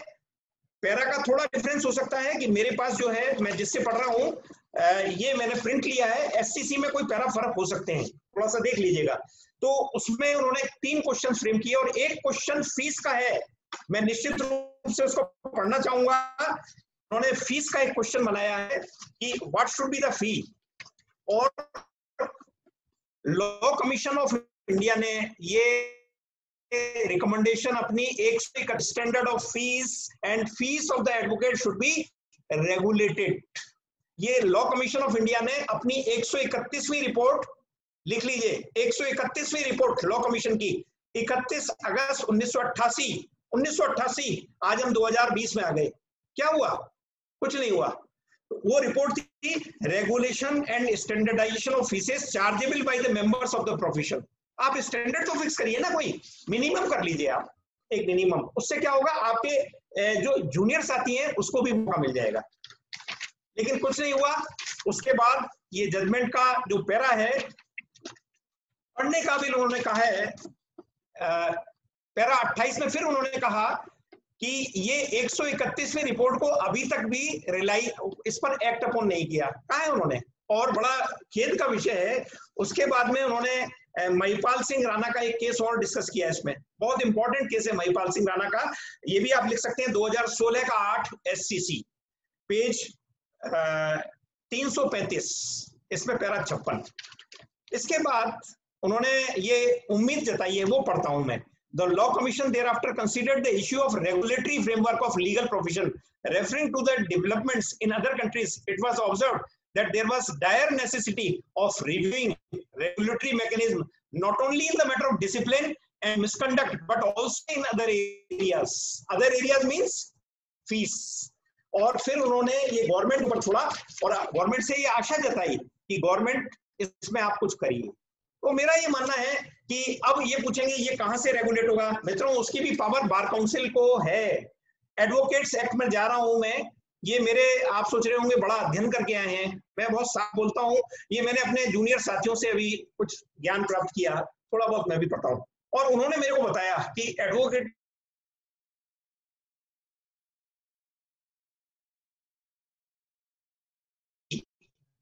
Section 7D of the advocates act, ये पावर देता है बार काउंसिल को में, तो बार काउंसिल ही कर सकती है। तो मेरा एक सजेशन है, इसको वो ना समझे जाए, कोई क्रिटिसिज्म नहीं है, ना मैं कोई बुराई कर रहा हूं, लेकिन एक मेरा अच्छा सजेशन दे रहा हूं मैं अपने प्रोफेशन को बढ़ाने के लिए। तो आप अपनी पावर्स को एक्सरसाइज करिए, मिनिमम फीस फिक्स करिए, और इसी तरह का राज्य की बार काउंसिल को भी पावर है, वो है सेक्शन 6D में, section 6D of advocates act. तो अपने को पावर्स हैं, पावर्स जब आपके पास है तो सारा काम कर सकते हैं। दूसरा आता है कि एक बात और बताऊंगा मित्रों, आज हम जो देख रहे हैं, आज एक केस मेरे पास आता है और मैंने उसको दावा ड्राफ्ट कर लिया या अपील ड्राफ्ट कर दी। मैं ट्रायल कोर्ट की बात कर रहा हूं। मैं निश्चित रूप से ये मान रहा हूं कि मैं हाई कोर्ट को एड्रेस नहीं कर रहा हूं, मैं ट्रायल कोर्ट अपने साथियों को एड्रेस कर रहा हूं। मैंने भी प्रैक्टिस की है, ट्रायल कोर्ट की प्रैक्टिस मुझे आइडिया है, मुझे पूरा आइडिया है, क्योंकि मैंने ट्रायल्स भी लड़ी हैं, कुछ दावे भी लड़े हैं, पूरा आइडिया है मेरे को। तो मैं ट्रायल कोर्ट के अपने साथियों को, मेरे विद्वान साथी, उनको यंग साथी, उनको एड्रेस कर रहा हूं कि वहां क्या देखा गया, ये सब मैंने फेस किया है। मैं क्षमा सहित, मैं बुराई नहीं कर रहा सिस्टम की, कि फ्रीक्वेंट चेंज ऑफ लॉयर्स, ये वकील क्यों बदलते हैं। आज एक वकील है, उसने केस पेश किया और फिर बाद में दूसरा वकील आ गया। इस पर कहीं ना कहीं ये, मैं ये नहीं कह रहा, ये क्लाइंट की चॉइस होती है, लेकिन फ्रीक्वेंट चेंज क्या होता है, एक केस में 10-10 बार वकील चेंज हो रहा है। क्यों क्वेश्चन मार्क आता है। ये एक निश्चित रूप से एक प्रश्न है जो अपने को विचार करना होगा, और इसके लिए कौन करेगा, इसके लिए बार काउंसिल, इसके लिए बार एसोसिएशंस वही करेंगी, और सेल्फ रेस्ट्रेंट। अब यहाँ एथिक्स आ गए। अब पूछेंगे मित्रों एथिक्स का क्या लेने देना, ये एथिक्स ही आ गए। मुझे एथिक्स अपने फॉलो करने हैं कि यदि किसी एक मेरे वकील साहब के पास कोई केस है, अगर वो फाइल मेरे पास आती है बाद में, तो मैं पूछूं क्यों उनसे ले रहे हैं आप। और मित्रों मैं निश्चित रूप से कह रहा हूं, यदि मेरे संग भी मेरी लाइफ में हुआ है, अक्सर मैंने वो फाइल लौटा दी।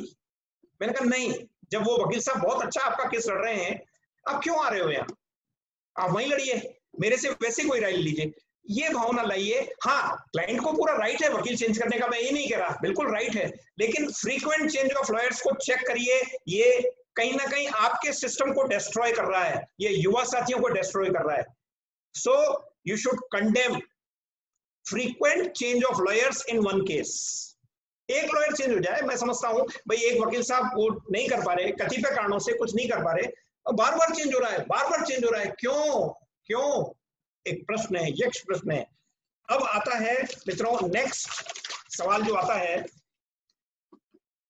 एक माने एथिकल में एक बात और आती है कि एथिकल में अक्सर मैं देखता हूं ट्रायल कोर्ट में, मैं क्षमा सहित बात करूंगा, क्षमा सहित सबसे with folded hands, with judicial officers and advocates, मैं कई जगह देखा, मैंने कई जगह कि वो यूनिफॉर्म ही नहीं पहन रखी, ना तो जज साहब ने पहनी, जो मुंसिफ मजिस्ट्रेट साहब है या कुछ है वो पहने, यूनिफॉर्म नहीं है, कई कोर्ट्स में, सब जगह नहीं है।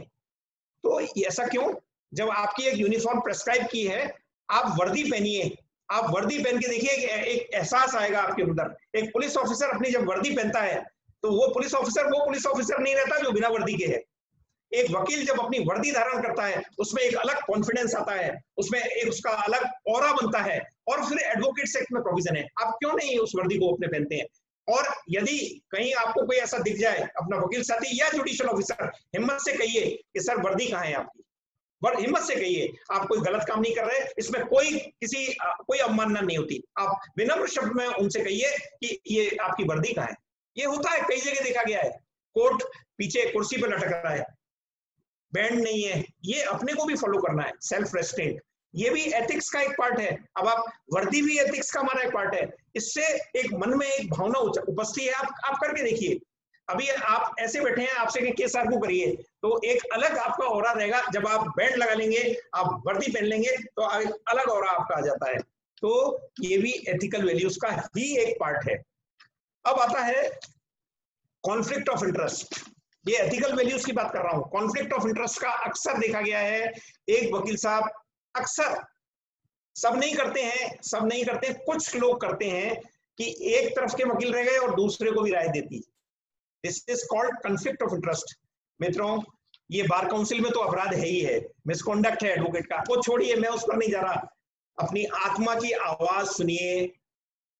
मैं आपको निश्चित बता देता हूं, ऐसे भी मेरे सामने मामले आए हैं, मैं कोई आत्म प्रशंसा नहीं कर रहा हूं, आप इसको कभी ना समझिएगा, मैं विद फोल्डेड हैंड्स, कि अगर कोई क्लाइंट मुझे फाइल दिखा गया, प्राइवेट प्रैक्टिस में जब मैं था, मुझे एंगेज नहीं भी किया, उसने नहीं किया एंगेज कतिपय कारणों से, और उसका अपोजिट क्लाइंट मेरे पास आ गया, हुआ है ऐसा, मेरी लाइफ में हुआ है, मैंने बिल्कुल कह दिया मैं केस नहीं लूंगा, क्योंकि मैंने अपोजिट क्लाइंट की फाइल देखी हुई है।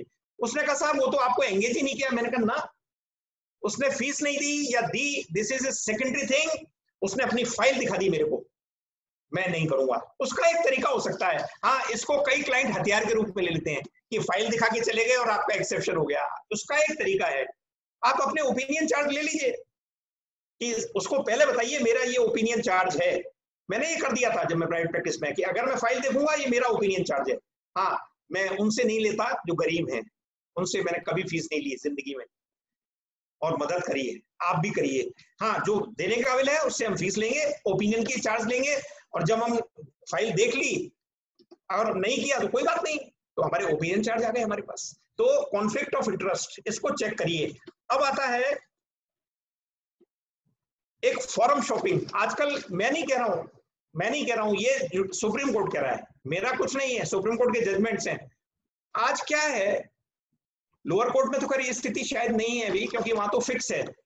यहाँ कुछ हमारे साथी, सब नहीं, मैं रिपीटेडली कह रहा हूं, सब नहीं, कुछ कि एक जगह ट्राई किया, वो देखा जज साहब कड़क हैं, ये कड़क हैं, इन मामलों में कड़क जज हैं। अप्रोच होती है जज की, उसका एक थिंकिंग होता है, वो दूसरे जज साहब के लगाया, वो लिबरल है, कोई वो गड़बड़ नहीं है, लिबरल है वो, वहां ट्राई कर लिया, फिर वहां से नहीं बैठा, तीसरी जगह ट्राई कर लिया। सुप्रीम कोर्ट ने इसको कहा फॉरम शॉपिंग, और सुप्रीम कोर्ट ने डेप्रिकेट किया है इसको। कौन करता है फॉरम शॉपिंग? हम में से ही लोग, हम में से ही करते हैं। उन लोगों का तिरस्कार करिए, उनको चिन्हित कीजिए जो फॉरम शॉपिंग कर रहे हैं। मित्रों, ये युवा साथियों आपके काम आएगा, क्योंकि आपको अपनी वकालत जमानी है। क्योंकि फॉरम शॉपिंग करके आदमी चला गया तो फिर आपको क्या मिला? आपकी योग्यता धरी की धरी रह गई। अरे योग्यता दिखाने का मौका तो मिलना चाहिए आपको। उस पर फॉरम शॉपिंग पे जजमेंट्स हैं, आप लिखिए, ये सुप्रीम कोर्ट के जजमेंट है, मेरा नहीं है। 2013 volume 2 supreme court cases 398 Kishore Samrite versus state of UP. ये एब्यूज ऑफ द प्रोसेस पर है, basically it is on abuse of the process of court, उस पर है, एंड जिसमें फॉरम शॉपिंग भी आता है। अब दूसरा जजमेंट लिखिए, 2017 volume 5 SCC 262 union of India versus Cipla.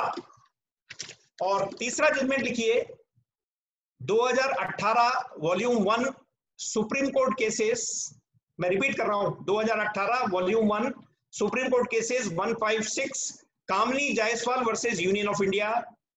और एक और judgment 2013 volume 15 supreme court cases 790 Arathi Bandi versus Jagat Rakshak Rao. ये कुछ जजमेंट्स हैं, बहुत सारे जजमेंट्स मिल जाएंगे। ये कुछ है जो मेरे कुछ साथी हैं, बैठे हैं, देख रहा हूं मैं, उन्होंने मेरे को निकाल के दे दिए, मैं सिर्फ पढ़ रहा हूं। मैं तो उन्होंने जो निकाल के दिया मैंने तो वही आपके सामने पढ़ रहा हूं। लेकिन मित्रों, एक निश्चित कह सकता हूं कि ये जो मेरे पास टीम है, मुझे फक्र है मेरी टीम का। मेरे पास अभी भी 4-5 साथी हैं, बहुत सारे पुराने साथी, मेरे 18 साथी अब तक निकल चुके हैं जो इंडिपेंडेंट प्रैक्टिस करते हैं। और मैं देख रहा हूं कुछ सामने हैं, दिख रहे हैं मेरे को यहाँ, जो आज अपना मुकाम बना चुके हैं खुद। और मेरे पास जो टीम है, वो टीम शायद निश्चित रूप से जब इकट्ठे होते हैं तो वो निश्चित रूप से मेरी भर्त्सना करते ही करते हैं। क्यों? क्योंकि रात को 1 बजे छोड़ता हूं। जब 1 बजे मेरे ऑफिस से जाते हैं, जब ऐसे आंखें करते हुए जाते हैं, तो निश्चित रूप से कोई भला नहीं, मेरे को कोई भलाई देने वाला नहीं है। लेकिन जब मेरा साथी जब इंडिपेंडेंट हो जाता है, वो याद करता है कि साहब वहां सीखा था। हम किसी भी केस की उस तह तक जाते हैं मित्रों, ये आत्म प्रशंसा नहीं है। अगर 150 पेज की फाइल है तो 150 पेज भी हम पढ़ते हैं, हम एक शब्द भी नहीं छोड़ेंगे उसका। ये किससे सीखा? अपने नाना राधा कृष्ण जी रस्तोगी साहब से। He was known as master of facts in this province. उनसे बड़ा ये कहते हैं मास्टर ऑफ फैक्ट्स यहाँ नहीं है कोई। एंड वो जब गरजते थे, बोलते थे, तो ऐसा लगता था, क्यों? क्योंकि उनकी तैयारी होती थी सारी। उस समय तो इतनी फैसिलिटी भी नहीं थी, किताबें हाथ से निकालते थे, वो रूलिंग रजिस्टर बनाते थे। मैं आपको एक ऐतिहासिक दस्तावेज दिखाना चाहता हूँ। ये रस्तोगी साहब का रूलिंग रजिस्टर है, RK रस्तोगी साहब का रूलिंग रजिस्टर। मैं PPT नहीं है, नहीं तो मैं इसको शो करता। ये उनका रूलिंग रजिस्टर, और ये अभी ये खाली है काफी, लेकिन उनके बहुत सारे रजिस्टर थे। इस तरह के रजिस्टर वो लिखा करते थे, हाथ से लिखा करते थे रूलिंग्स, क्योंकि कंप्यूटर्स नहीं होते थे। और कंप्यूटर्स बहुत अच्छी चीज है, लेकिन इनमें जो चीज आज भी मिलती है वो कंप्यूटर में नहीं मिलती। आप कुछ देख रहे होते हैं और कुछ मिल जाता है। कंप्यूटर में तो पॉइंटेड क्वेरी करेंगे आप, पॉइंटेड वही मिलेगा। यहाँ जब हम पढ़ते हैं, जब डाइजेस्ट से पढ़ते हैं, जब हम किताबों से पढ़ते हैं, पता नहीं क्या क्या क्या मिलता है। हम कोई पॉइंट देख रहे हैं, अरे वो उसके इसमें काम आ जाएगा, वहां लिख लिया। इस तरह की तैयारी वो लोग करते थे, और हम भी करते हैं, लेकिन हम उस लेवल पे तो नहीं पहुंच सके खैर उनका। तो ये एथिकल वैल्यूज की बात है। समय बहुत तेजी से भाग रहा है, मेरे पास बातें तो बहुत करने को हैं। अब मैं फटाफट अपनी बात को पूरा करने के लिए 10-15 मिनट और लूंगा। प्रिपरेशन ऑफ द केस, क्योंकि दूसरा विषय तो, पहला विषय तो था एथिकल वैल्यूज। मैं निश्चित रूप से साथियों कह रहा हूं, अपनी एथिकल वैल्यूज को कभी भी तिलांजलि मत दो। आपको देर लगेगी, लेकिन देर होगी, अंधेर नहीं होगी। आपका सवेरा आएगा, आप निश्चित रूप से टॉप पर पहुंचेंगे, कोई रोक नहीं सकता आपको। आपकी जब ख्याति डेवलप होगी और कहीं से कहीं पहुंचेंगे। आपकी जब ख्याति पहुंचती है तो कहीं ना कहीं तो पहुंचती है, और फिर क्या पता आपको कहां से कहां ले जाती है वो। मैं तो निश्चित रूप से अपने ऊपर देख सकता हूं कि सब प्रभु की कृपा से जो कुछ भी मैंने हासिल किया, छोटा मोटा, वो सब मैंने जो प्रोफेशन से सीखा, इसी प्रोफेशन से सीखा, उसी का परिणाम है। कोई मैंने कंप्रोमाइज नहीं किए, किसी तरह के कंप्रोमाइज नहीं किए हैं। और एज एडिशनल एसजी भी मैं 14 से एडिशनल एसजी हूं, और अभी भी मैंने अपना सक्सेस रिकॉर्ड हम लोगों का असेस किया था। मित्रों, मैं अगेन आपको फिर बता दूं, 94.6% सक्सेस मेरा रिकॉर्ड है अभी भारत सरकार के फेवर में, 94.6%। ये कोई ये नहीं है कि 94% केस जीत के बहुत बड़ी बात हो गई। उन केसेस को निकालना, उसके तह तक जाना, और कोई ना कोई पॉइंट निकालकर अपने क्लाइंट को जीत दिलाना अच्छे तरीके से, गलत बयानी, गलत आर्गुमेंट्स देकर कभी नहीं, तर्क से। तो मैं समझता हूं ये भी एक बहुत बड़ी उपलब्धि, 94.6 बहुत बड़ा एक इतिहास ही है ये भी। तो इस प्रकार का ये रहा। अब प्रिपरेशन ऑफ द केस का मैं एक तरीका बताता हूं जो मैं करता हूं, जो मैंने अपने नाना साहब से सीखा, क्योंकि मैं उनके संग जब भी थोड़ा बहुत बैठता था, जब मैं एमबीए कर रहा था, शौकिया, मुझे पता नहीं था मैं वकील बनूंगा, लेकिन मैं उनको असिस्ट करता था थोड़ा बहुत। मैंने उनसे जो सीखा उसको थोड़ा आत्मसात किया कुछ percent. Preparation of the case का क्या है कि यदि आपके पास क्लाइंट आया, सबसे पहले क्या करना चाहिए। मेरे युवा साथी, मेरे सीनियर साथियों को मैं भाषण नहीं दे सकता हूं, बिल्कुल नहीं। कभी वो सोचेंगे ये अल्पज्ञानी हमको भाषण दे रहा है, ऐसा नहीं है। मैं युवा साथियों को एड्रेस कर रहा हूं, और जो मेरे वरिष्ठ जन हैं, जो मेरे साथ के हैं, वो भी अगर इससे कुछ लेना चाहते हैं तो ले लें, लेकिन मैं अल्पज्ञानी हूं। तो सबसे पहले जब आपके पास क्लाइंट आता है, मैं जो करता हूं, मैंने जो किया, आप सबसे पहले उसके ब्रीफ नोट्स बनाइए। प्रिपरेशन ऑफ द केस पर आ गया हूं मैं, उसके ब्रीफ नोट्स बनाइए। अब आप पूछेंगे उसने तो आपको एंगेज ही नहीं किया, 2 घंटे में क्यों खराब करूं। आप 2 घंटे मत खराब करिए, 15 मिनट 20 मिनट उसके ब्रीफ फैक्ट्स लिखिए, भाई क्या केस है आपका। फिर ब्रीफ फैक्ट्स देख के उसका जजमेंट पढ़िए, क्योंकि आप ट्रायल कोर्ट में हैं तो आपके पास क्या आएगा, या तो दावा आएगा, या बेल आएगी, या और कुछ इस तरह की जो ट्रायल की चीजें हैं, या अपील आ सकती है। अपील भी आती है आपके यहाँ, तो फर्स्ट अपील भी है, क्रिमिनल अपील्स भी हैं, क्रिमिनल रिविजन्स भी हैं आपके पास ट्रायल कोर्ट के स्तर पर। तो आप वो जजमेंट पढ़ लीजिए। यदि वो अपील में आ रहा है, रिवीजन में आ रहा है, तो वो निचला जजमेंट पढ़ लीजिए, उस जजमेंट को प्राथमिक रूप से पढ़ लीजिए, और ये देखिए इसमें क्या कमी क्या लग रही है, और कानून कहां आपकी मदद कर सकता है उस केस में। और कानून का ज्ञान नहीं है, हो सकता है बहुत बार मेरे संग हुआ है कि मेरे पास ऐसा केस आ गया जो एक्ट मैंने पढ़ा ही नहीं था, तो मैंने स्पष्ट रूप से अपने क्लाइंट को कह दिया ये विषय मैं नहीं जानता हूं, अगर आप चाहो तो फाइल छोड़ जाओ, मैं पढ़कर बता दूंगा। आप निश्चित रूप से साफ गोई से उससे बात करिए, ये नहीं हाँ हो जाएगा, हाँ हो जाएगा, नहीं। अगर उसमें दम है, आप उस फाइल को पढ़िए, छोटा मोटा पढ़िए, और अगर आप पढ़ने का चार्ज लेना चाहते हैं तो लीजिए उससे कि साहब अगर आप मुझे करना चाहते हैं वही, तो मैं ओपिनियन चार्ज लूंगा। अगर लेना चाहते हैं आप तो लीजिए, आप अपने ओपिनियन चार्ज, ओपिनियन चार्ज लीजिए, आप फाइल पढ़िए, लॉ देखिए, फैक्ट्स देखिए, फिर उसमें देखिए क्या कमी है, कहां अपन जीत सकते हैं। यदि आप इस नतीजे पे पहुंचते हैं कि हाँ जीत सकते हैं, ये अच्छा केस है, चलने वाला है, तो उसको ओके कर दीजिए। अन्यथा मित्रों फाइल लौटा दीजिए।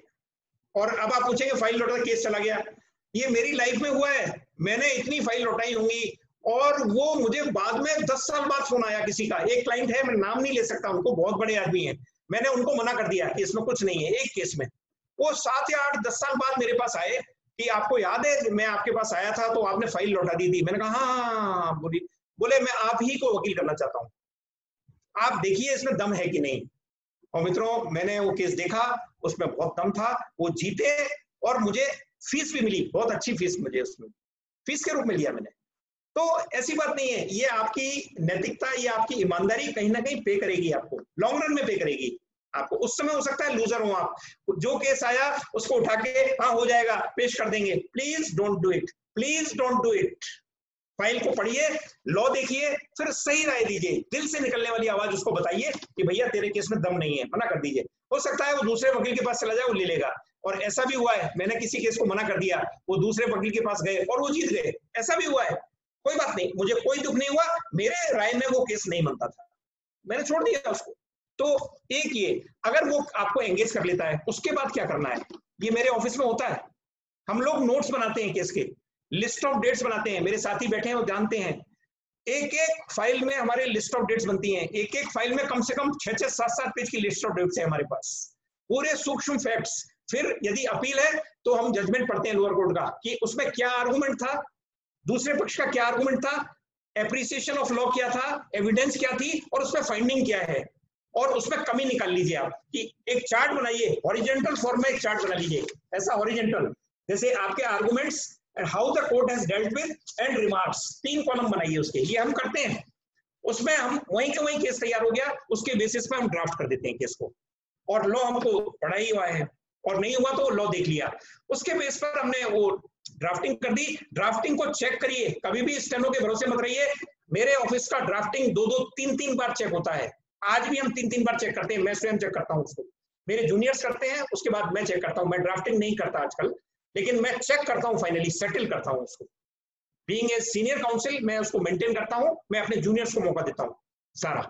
उसके बाद जब केस तैयार हो गया तो केस के ब्रीफ नोट्स बनाइए, केस के ब्रीफ नोट्स बनाइए, आप आर्गुमेंट्स बनाइए, क्या पॉइंट्स हैं 1, 2, 3, 4, उसमें वहीं के वहीं रूलिंग्स डाल दीजिए, और वो आर्गुमेंट्स और रूलिंग्स डाल के फाइल में रख दीजिए।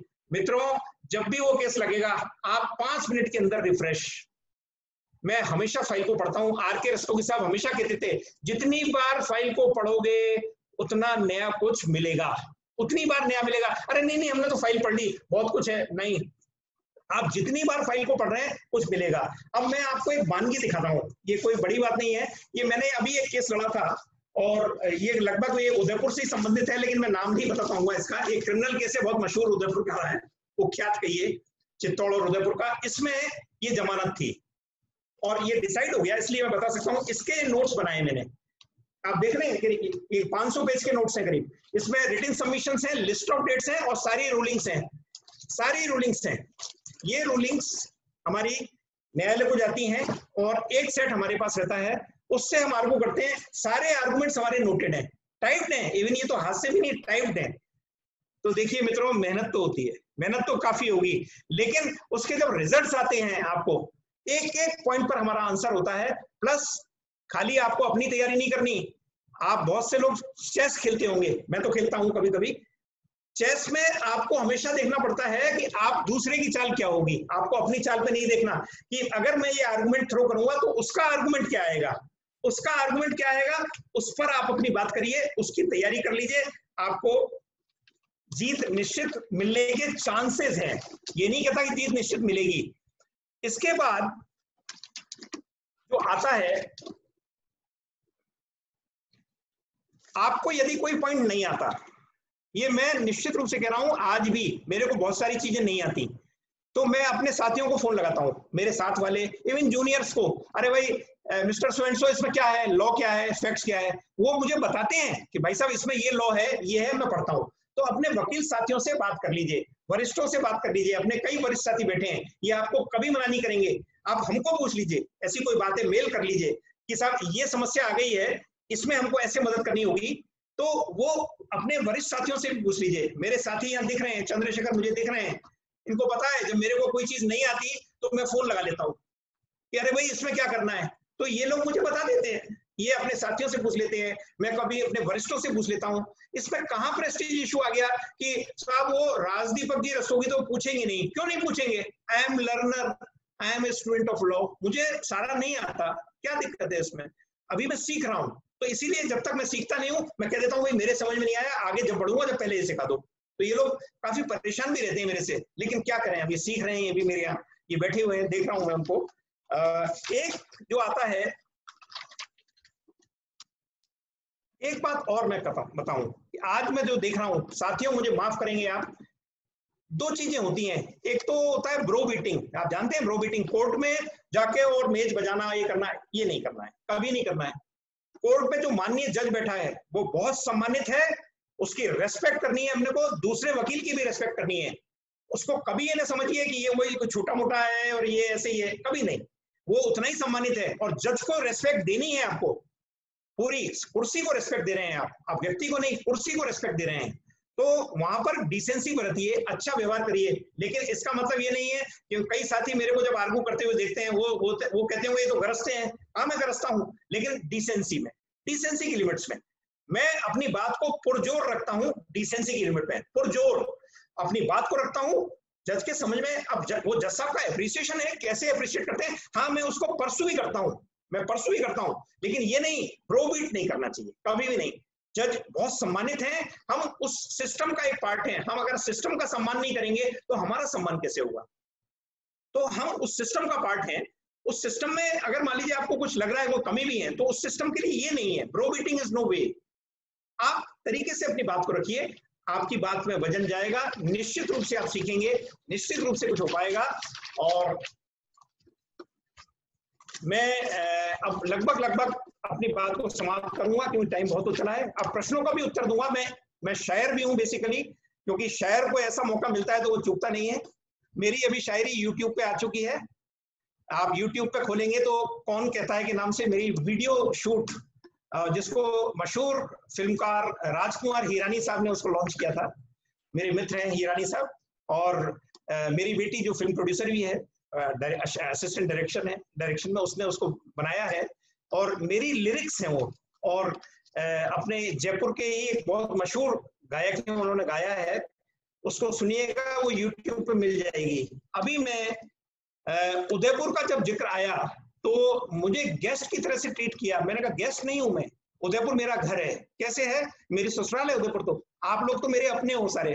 तो मैं उस पर ही सुना रहा हूं कि जड़ से जुड़े दरख्तों को मेहमान बना डाला, जड़ से जुड़े दरख्तों को मेहमान बना डाला, और हम यहाँ रहें वहां रहें हैं तो तुम्हारे ही, हम तो आपके रिश्ते में हैं, हम यहाँ रहें वहां रहें हैं तो तुम्हारे ही, ना तुम दिल से दूर, ना तुम दिल से दूर, ना रिश्तों और रिवाजों से, फिर भी तुमने हमको मेहमान बना डाला।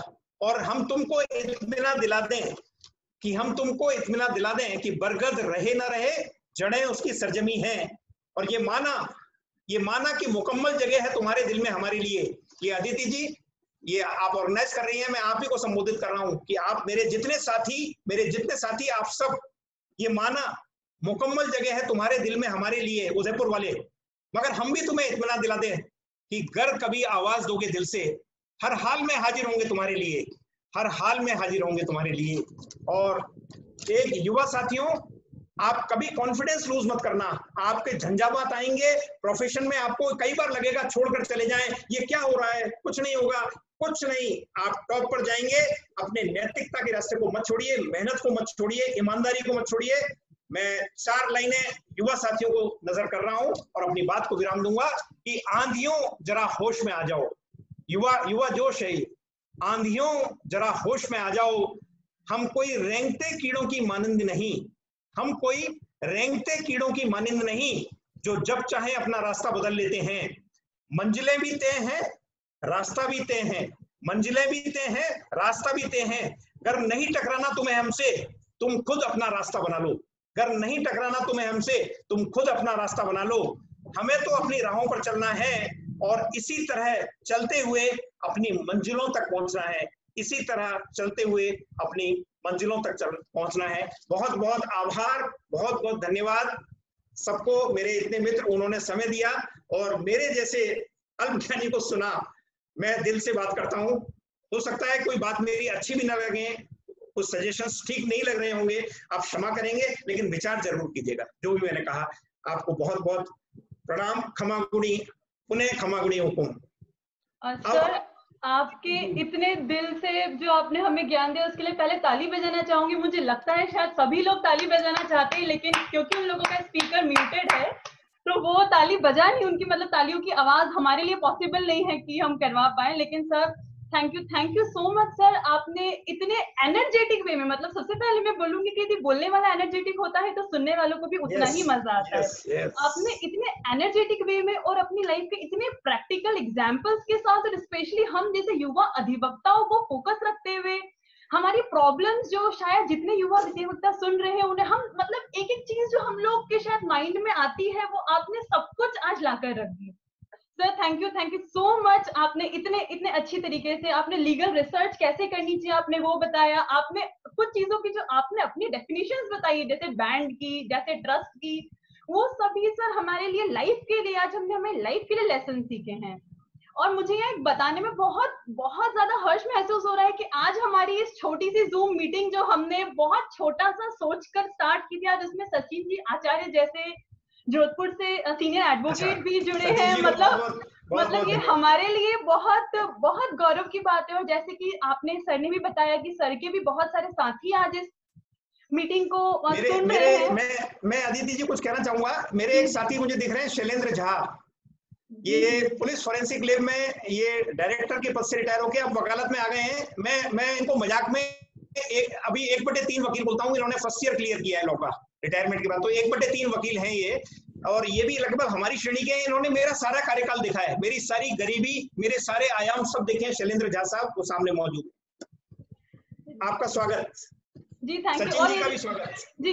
हमारे को होस्ट ने हमें बताया कि सचिन जी जुड़ चुके हैं। अब यदि कोई और छूट रहा हो तो मैं क्षमा चाहती हूँ, पर जो हम पॉइंट आउट कर पाए, बस हम आप लोगों का बस यही प्यार और स्नेह हमारी इस तरीके से बना रहे। अभी ये क्वेश्चन आंसर्स के लिए सर हम इसको ओपन कर देते हैं हमारी पोर्टल को। पहला इसमें जो क्वेश्चन आ रहा है, जो चैट बॉक्स में भी जो पहला क्वेश्चन आ रहा है वो है गोपाल सिंह जी चौहान सर का। मैं आपको अनम्यूट कर रही हूँ, आप सवाल पूछिए अपना। जी गोपाल सिंह जी। हाँ जी। हेलो। हाँ, आपकी आवाज आ रही है। सर रस्तोगी साहब नमस्ते। नमस्ते सर। नमस्ते सर, एक आपने अभी बात की कि अपन जिस सिस्टम में है उसका सम्मान करना चाहिए।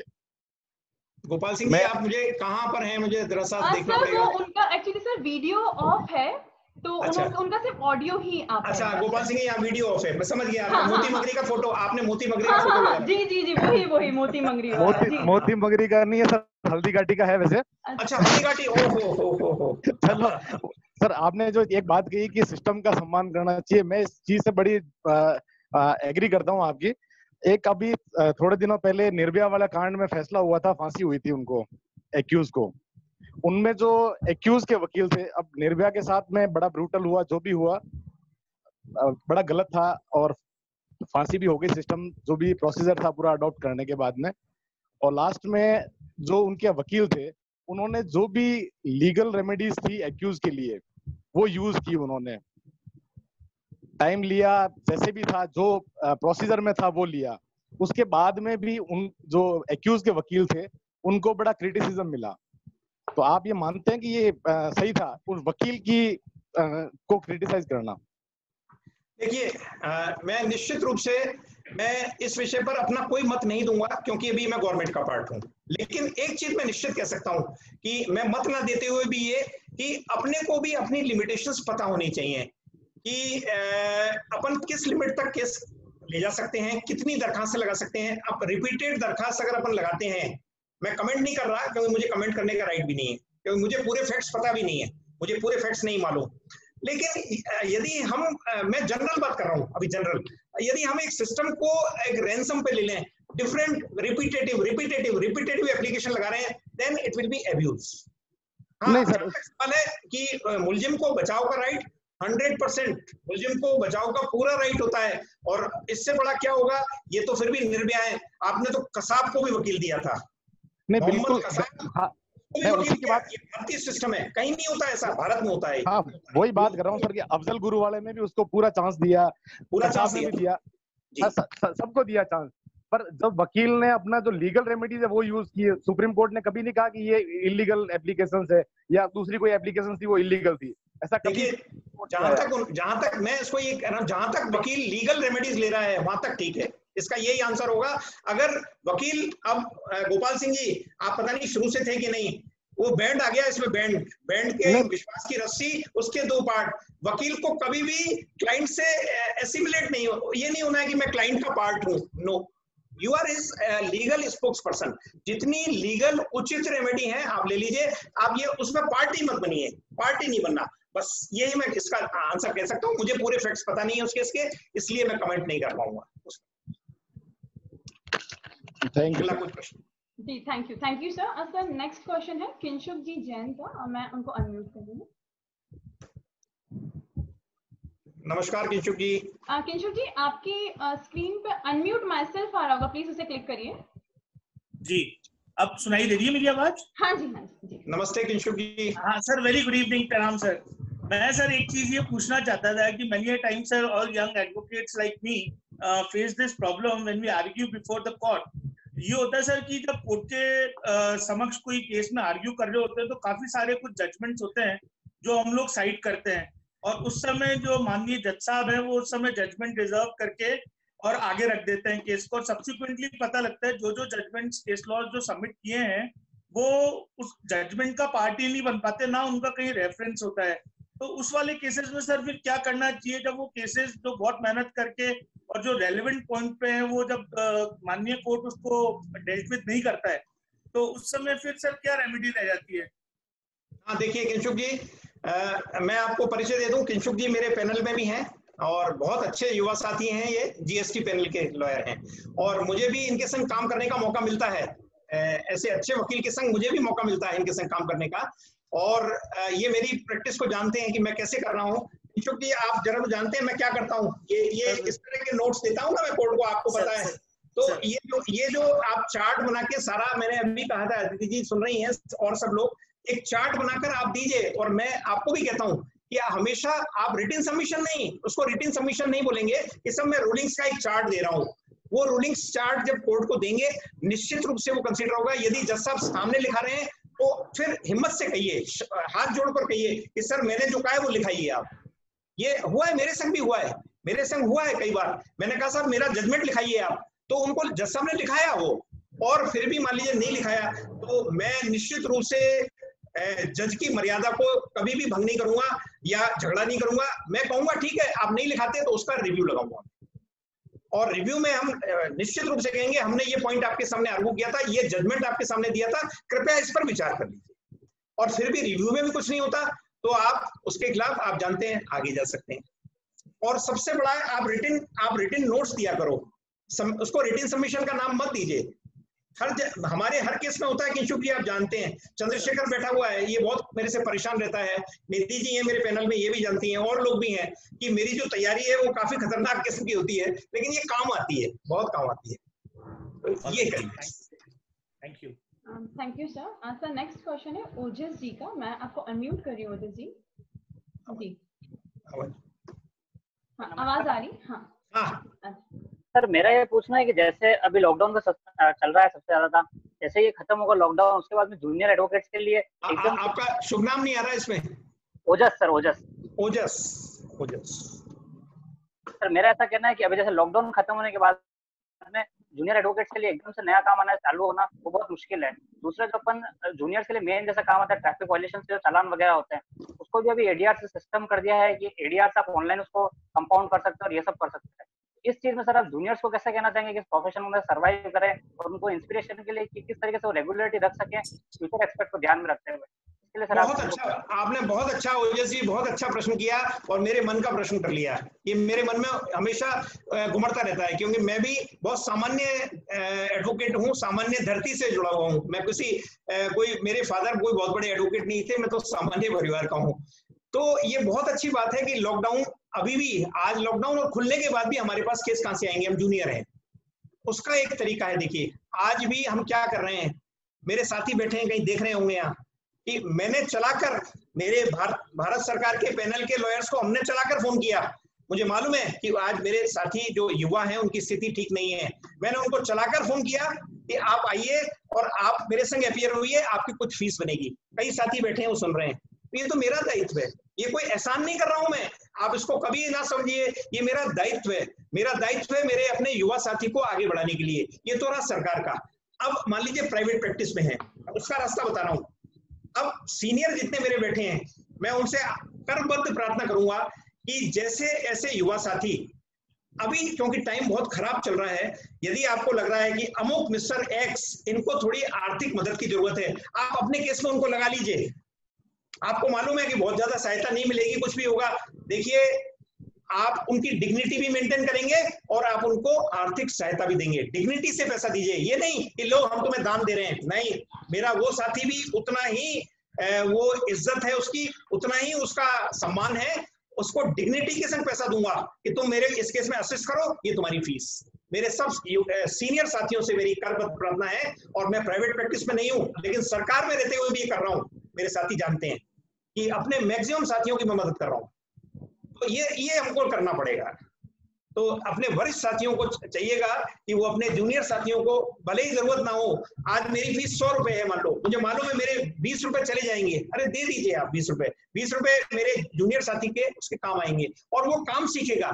आप दान के रूप में नहीं दे रहे हैं, ओजस जी हम आपसे काम लेंगे, फिर आपको कुछ धन देंगे, ये आपसे मतलब मेरा आपके लिए नहीं है, ऐसे जो साथी जिनको आवश्यकता है। बहुत बड़ा अच्छा प्रश्न किया आपने कि हम सरवाइव कैसे करेंगे, ऐसे सरवाइव कर सकते हैं, इसका एक प्रैक्टिकल सॉल्यूशन दे दिया है मैंने। Thank you sir. सर हमारा नेक्स्ट क्वेश्चन है महेंद्र जी नागदा सर का। मैं सर आपको अनम्यूट कर रही हूँ। हेलो। हाँ जी, आपकी आवाज आ रही है। नमस्कार। नमस्कार सर, प्रणाम सर। नागदा साहब नमस्कार सर। बस सबसे पहले बात, अगर आपको आप शायर है और शायरी से, तो मैं बात ही शायरी से शुरू करूंगा सबसे पहले। Yes sir. हम चले तो आंधिया तूफान खुद ही चल पड़ेंगे। वाह। हम चले तो आंधिया तूफान खुद ही चल पड़ेंगे, सागरों की बात क्या हिमगिरी सरी के डर पड़ेंगे। ये ना समझो कि निशाए पथ हमारा रोक लेगी, हम चले तो दीप क्या सूरज हजारों चल पड़ेंगे। मंजिलें बड़ी जिद्दी होती है, मंजिलें बड़ी जिद्दी होती है, हासिल कहाँ नसीब से होती है, मगर वहां तूफान भी हार जाते हैं जहां कश्तियां जिद पर होती है। वाह क्या बात है, मैंने कहा ना। है बिल्कुल। आपने लेकिन दाढ़ी बना ली नागदा साहब, इसमें लॉकडाउन में दाढ़ी बना ली आपने। हाँ सर, वो 2 महीने हो गया तो हाँ, तो वही लॉकडाउन में बढ़ गई ना।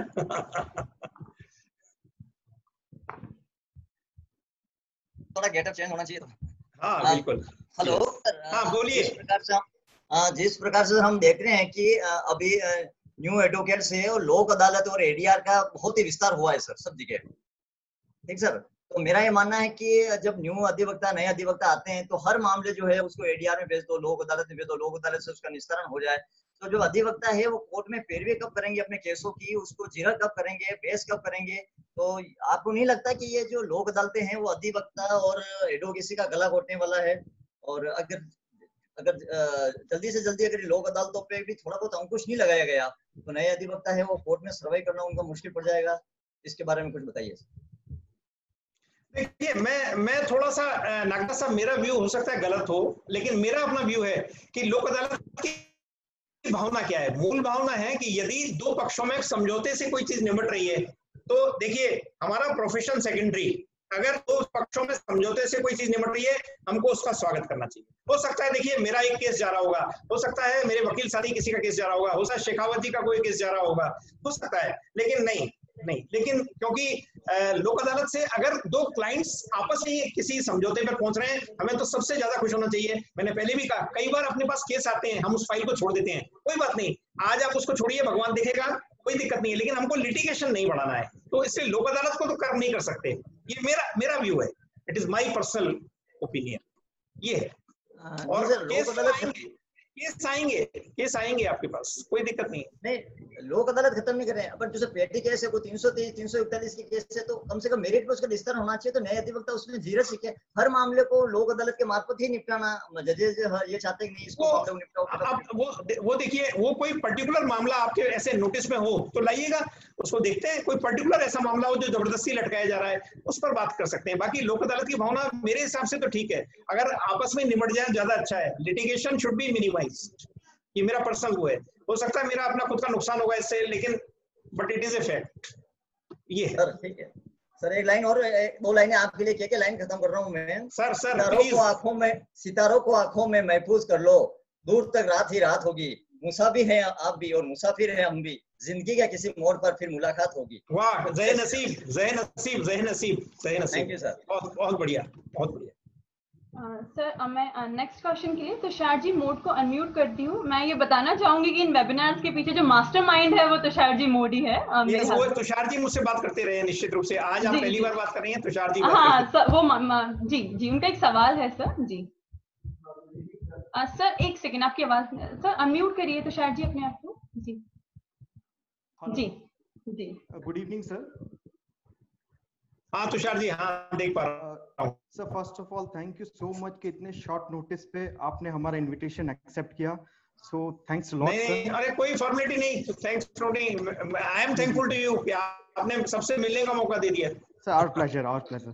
सर मेरा सवाल ये है, एज ए बडिंग एडवोकेट हमारे पास बहुत सारे ऐसे क्लाइंट्स आते हैं जो हमें केस बताते हैं और उसके बाद वो हमसे गारंटी मांगते हैं कि अगर सर इसमें स्टे हो जाएगा कि नहीं होगा। अगर हमें उसे प्राइमा फेसी फर्स्ट इंस्टेंट पे बोल देते हैं कि इसमें स्टे नहीं हो सकता या कुछ XYZ, तो वो फाइल लेके वापस चले जाते हैं। तो इस केस में क्या हमें डिप्लोमेटिक होना चाहिए या स्टेट अब उसे मना कर देना चाहिए? सर देखिए ये आपके संग नहीं हो रहा, ये अभी 2014 से पहले मेरे संग होता था। 14 से तो मेरी प्राइवेट प्रैक्टिस अब है नहीं इसमें, 2014 से पहले भी हो सकता था। और मेरा जो बेटा है खुद भी वकालत में है, वो इंडिपेंडेंट है, उसके संग भी होता है और आपके संग भी होता है। तो क्लाइंट आते ही पूछता है इसमें गारंटी दोगे क्या? तो मैं क्या कहता था, अब सुनिए मेरी बात क्या थी।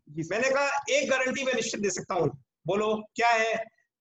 मैंने कहा ये गारंटी दे सकते हो कि मैं 5 मिनट जिंदूंगा कि नहीं, ये गारंटी कोई दे सकता है क्या? नहीं दे सकता है। मैंने कहा मेरी जिंदगी की गारंटी नहीं है, तो इसमें केस की गारंटी क्या दूंगा? मैं प्रयास करूंगा, प्रयास में सफलता मिल जाएगी, करेंगे। तो कई केसेस हमारे पास से चले गए, लेकिन मैं तुषार जी मैं आपको सही बता रहा हूँ, बहुत सारे केस वापस आए कि सर वो हम वहां हुआ है, यहाँ हुआ है, वहां जैसा भी था, और अंत में आप ही करो सर। आप एक क्लाइंट लूज कर रहे हो, आप लूज नहीं कर रहे हो, you are creating 10 new persons who are having faith in you. आपका फेथ डेवलप हो जाएगा आप में लोगों का कि ये आदमी झूठ नहीं बोलता। तो इसलिए जाने दीजिए, तत्काल उसको नुकसान हो रहा है, आप समझाइए, आप उसको समझाइए कि क्या मेरी जिंदगी की गारंटी है, आपकी जिंदगी की गारंटी है, क्या गारंटी है, हम प्रयास करेंगे। हाँ, प्रयास में कमी नहीं होनी चाहिए प्रसाद जी। ये नहीं कि बेचारा वो क्लाइंट कर रहा है और हम पढ़ ही नहीं रहे हैं। अब मेरे साथी चंद्रशेखर जी से पूछ लीजिए, एक वो दिख रहे हैं मुझे आशीष जी, मैं जब रात को इनको जगाता हूँ तो इनके क्या हाल होता होगा जब मैं इनको जगा देता हूँ। तो ये उस समय भी मेहनत करते हैं। अब बाकी ये अनम्यूट नहीं है समय, अगर मैं चाहूंगा कि कोई ना कोई इनको अनम्यूट करके ये मेरे बारे में कुछ बनाएंगे, क्या ये मेरे बारे में कोई अनम्यूट किया जाएगा sir? Sure, thank you sir, thanks a lot. Chandrashekhar इस बैठा है, आशीष भी बैठा है, 2 लोग तो मुझे दिखे। ये आंसर है इसका। जी सर, हाँ सर, बस लास्ट सवाल ले लें सर, उसके बाद चंद्रशेखर जी को अनम्यूट करते हैं। लास्ट सवाल है ML दशौरा जी का। दशौरा जी आपको अनम्यूट कर रही हूँ। हाँ जी, नमस्ते रस्तोगी जी। नमस्कार। मेरा ये सवाल है कि प्रोफेशनल एथिक्स के संबंध में 2 जजमेंट है, AS मोहम्मद रफी और KS पांडुरंगा का। उसमें हेल्ड किया कि कोई भी वकील किसी क्लाइंट की पैरवी करने से मना नहीं कर सकता अगर वो फीस देने को तैयार है। परंतु कुछ मामले ऐसे होते हैं जैसे कोई रेप केस है या किसी वकील के खिलाफ मारपीट का मामला है, उसमें क्या है कि बार काउंसिल कोई प्रस्ताव पारित करती है कि साहब इसकी पैरवी को भी वकील नहीं करेगा। अब ऐसी स्थिति में वकील 2 पार्ट के बीच में फंस जाता है। अगर वो पैरवी करता है तो बार काउंसिल का भाजन बनता है, और नहीं करता तो प्रोफेशनल एथिक्स के खिलाफ होता है। ऐसी कंडीशन में एडवोकेट को क्या करना चाहिए? दशौरा साहब, आप बहुत सीनियर हैं, आपको सारी दुनिया देखी है ना। यंग साथी कोई पूछता तो ठीक रहता। अब मैं सार्वजनिक मंच से इसका क्या जवाब दूं? आपकी आत्मा गवारा नहीं कर रही तो उसके बहुत सारे तरीके आपके पास होते हैं। आप डायरेक्ट तो ये नहीं कह सकते मैं नहीं लड़ूंगा, बिल्कुल नहीं कह सकते, लेकिन और भी तरीके हो सकते हैं, इसके और भी तरीके हो सकते हैं। मेरे तो समझ में नहीं आ रहा, हो सकता है ये भी एक तरीका है। मैं ये नहीं कह रहा we can not refuse the case, लेकिन अगर मेरी आत्मा गवारा नहीं कर रही तो नहीं कर रही जी। तो मैं उसको स्ट्रेट मना नहीं कर सकता हूं। मैं कहता हूं भाई it is better you consult some senior advocate. जी, हो गया तो नहीं, लेकिन आप उसको बड़े अच्छे तरीके से आप उसका दूसरा हल निकाल सकते हैं। हाँ, जीवन में कुछ आपको ध्येय रखने पड़ेंगे कि इस तरह के केस नहीं लेने तो नहीं लेने। मैं नहीं लेता था, कई केसेस में नहीं लेता था। नहीं, पर इन जजमेंट भी हेल्ड किया कि अगर वकील ऐसा मना करता है तो वो गीता के जो मैंने क्या कहा, हम मना थोड़ी कर रहे हैं, मना नहीं किया हमने। हम तो ये कह रहे हैं कि इट रिक्वायर्स सम सीनियर। नहीं, मना करते तो बाहर का कोई भजन मंत्री साहब कि हमारा आप कर रहे हो। मना कहाँ कर रहे हैं, हमने मना ही नहीं किया। हम तो कह रहे हैं इसमें कोई सीनियर की जरूरत है। ये सीनियर जरूरत बाहर कौन सी कहती है? आप पैरवी नहीं करोगे, हम पैरवी करते हैं मान लो, तो बाहर के कोई भजन बनते हैं। हम बिल्कुल कह रहे हैं कि भैया कोई जरूरी थोड़ी है, मेरे केस समझ में नहीं आया, मेरे नहीं आया तो नहीं आया, मुझे मेरे समझ में नहीं आ रहा है। वो तो टालने की बात है, वो तो वकील का काम है। पर मैं इससे ज्यादा सार्वजनिक मंच पे क्या बोलूं। जी सर, थैंक यू। सर मैं बस एक और क्वेश्चन है, निधि खंडेलवाल मैडम का, काफी समय से वो इनका हैंड रेज है। मैडम मैं आपको अनम्यूट कर रही हूँ। मैडम जी ma'am. Good evening sir. Good evening Nidhi ji. Sir मैं इस फोरम के माध्यम से अपना एक्सपीरियंस शेयर कर रही हूँ। मैं सबको बताना चाहूंगी कि मेरे को सर ने पैनल में, मुझे मेरी जानकारी नहीं थी ना, मैंने कभी अप्लाई किया था, लेकिन सर ने ग्रेट हार्टेड है सर कि सर ने मुझे अपॉर्चुनिटी दी, मुझे बिना बताए, मेरे बिना किसी करिकुलम के, मेरे बिना किसी बायोडेटा और एप्लीकेशन के जब मेरे पास फोन आया, then I become very shocked. मुझे लगा ये निधि खंडेलवाल कोई और है और गलती से फोन मेरे पास आया है। एंड आई शो माय अननोइंगनेस कि सर मुझे नहीं पता सर के ऑफिस से फोन आया था।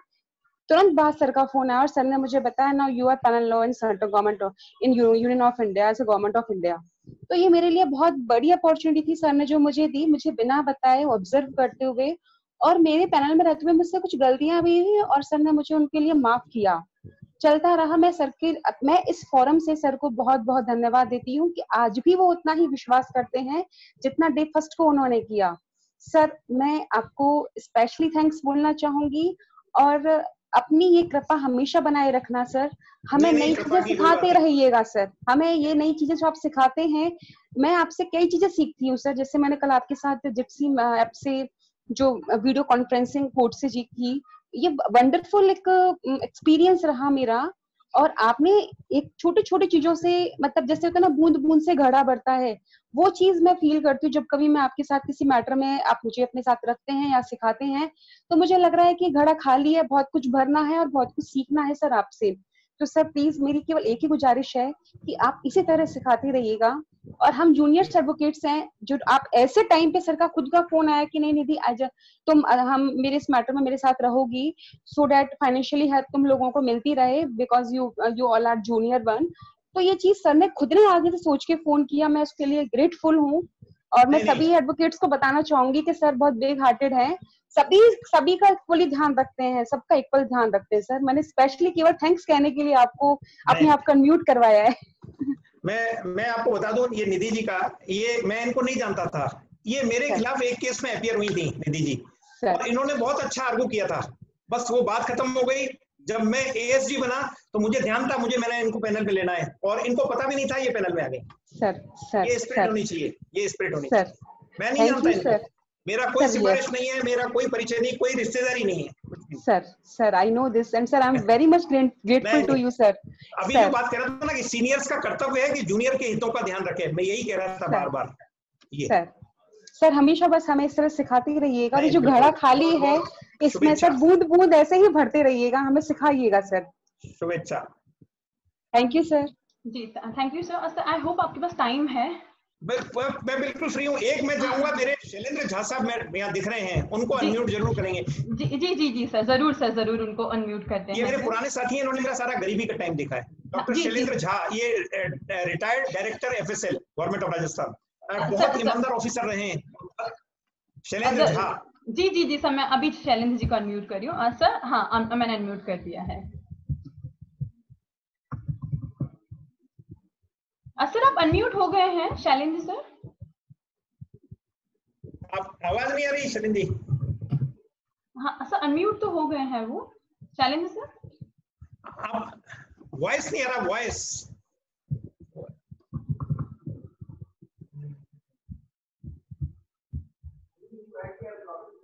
अच्छा सर, शायद कुछ टेक्निकल एरर है। मैं अनम्यूट कर रही हूँ। हाँ मैं फिर से, मैंने आपको फिर अनम्यूट किया है। आपको हाँ अब आपकी आवाज आ गई। मैं यस, बहुत बहुत धन्यवाद जी, मुझे आपने मौका दिया।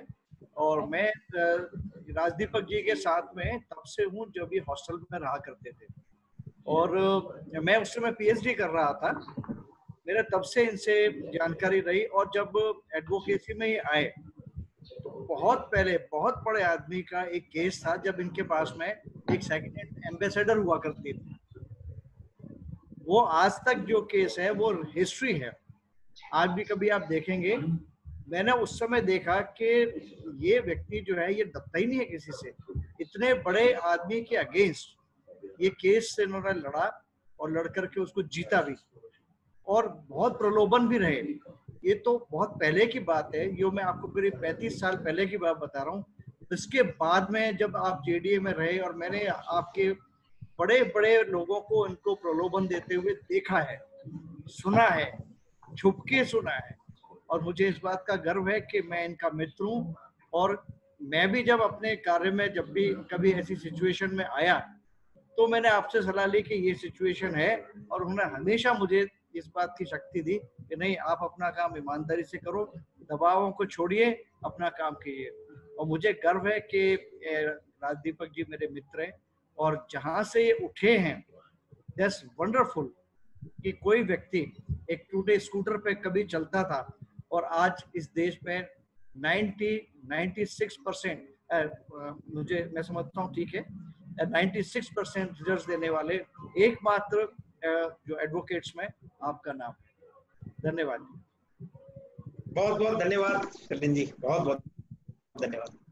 Thank you sir. सर एक चैट बॉक्स में क्वेश्चन है जो कि है, what is difference between law form practice and individual practice and which is better? Sir आपने सुना प्रश्न? सर दुर्गा सिंह जी शक्तावत सर का सवाल है, ये मेरे गुरु हैं, सर का सवाल है ये जी। दिख रहे हैं मुझे कहीं शक्तावत साहब? सर मैं एक सेकंड, शक्तावत साहब दिख रहे हैं? सर मैं सर को अनम्यूट कर देती हूँ। शक्तावत सर, मैंने आपको अनम्यूट करा है। Sir good evening sir. हाँ good evening sir. Good evening, good evening. सबसे पहले तो आपने जो गुरुओं वाली बात, शक्तावत साहब सर, जो आपने गुरु वाली जो बात करी है, जैसे आपके नाना गुरु है, वैसे मेरे फादर भी मेरे लिए गुरु है, और वो हमेशा एथिक्स की बात करते हैं, हमेशा ये सारी सिचुएशन रेज आउट करते हैं। तो जितना गुरुओं से सीखना और उनकी शैली से जो सीखने को मिलता है वो अल्टीमेट है सर, उसका कोई मुकाबला नहीं है। और उनके सामने हो तो भी सीखने को मिलता है, और सामने नहीं है तो भी सीखने को मिलता है। गुरु तो गुरु है, गुरु का तो मैं शक्तावत साहब आपको एक बात कर रहा हूँ तो बता रहा हूँ कि मैं जब प्राइमरी स्कूल में था, मैं धौलपुर से मेरी प्राइमरी एजुकेशन हुई है, और मुझे 6th क्लास तक अंग्रेजी नहीं आती थी, और मैंने जीवन में मात खाई है कि अंग्रेजी ना आने की वजह से। और मेरे कभी मिलेंगे तो बताऊंगा, मेरी लाइफ बहुत खराब रही, और फिर मेरे गुरु ने मुझको संभाला, और उसने मुझे 6 महीने के अंदर इंग्लिश डिबेट में फर्स्ट प्राइज दिलाया था। मेरे गुरु हैं, धौलपुर में हैं, अभी जिंदा हैं वो।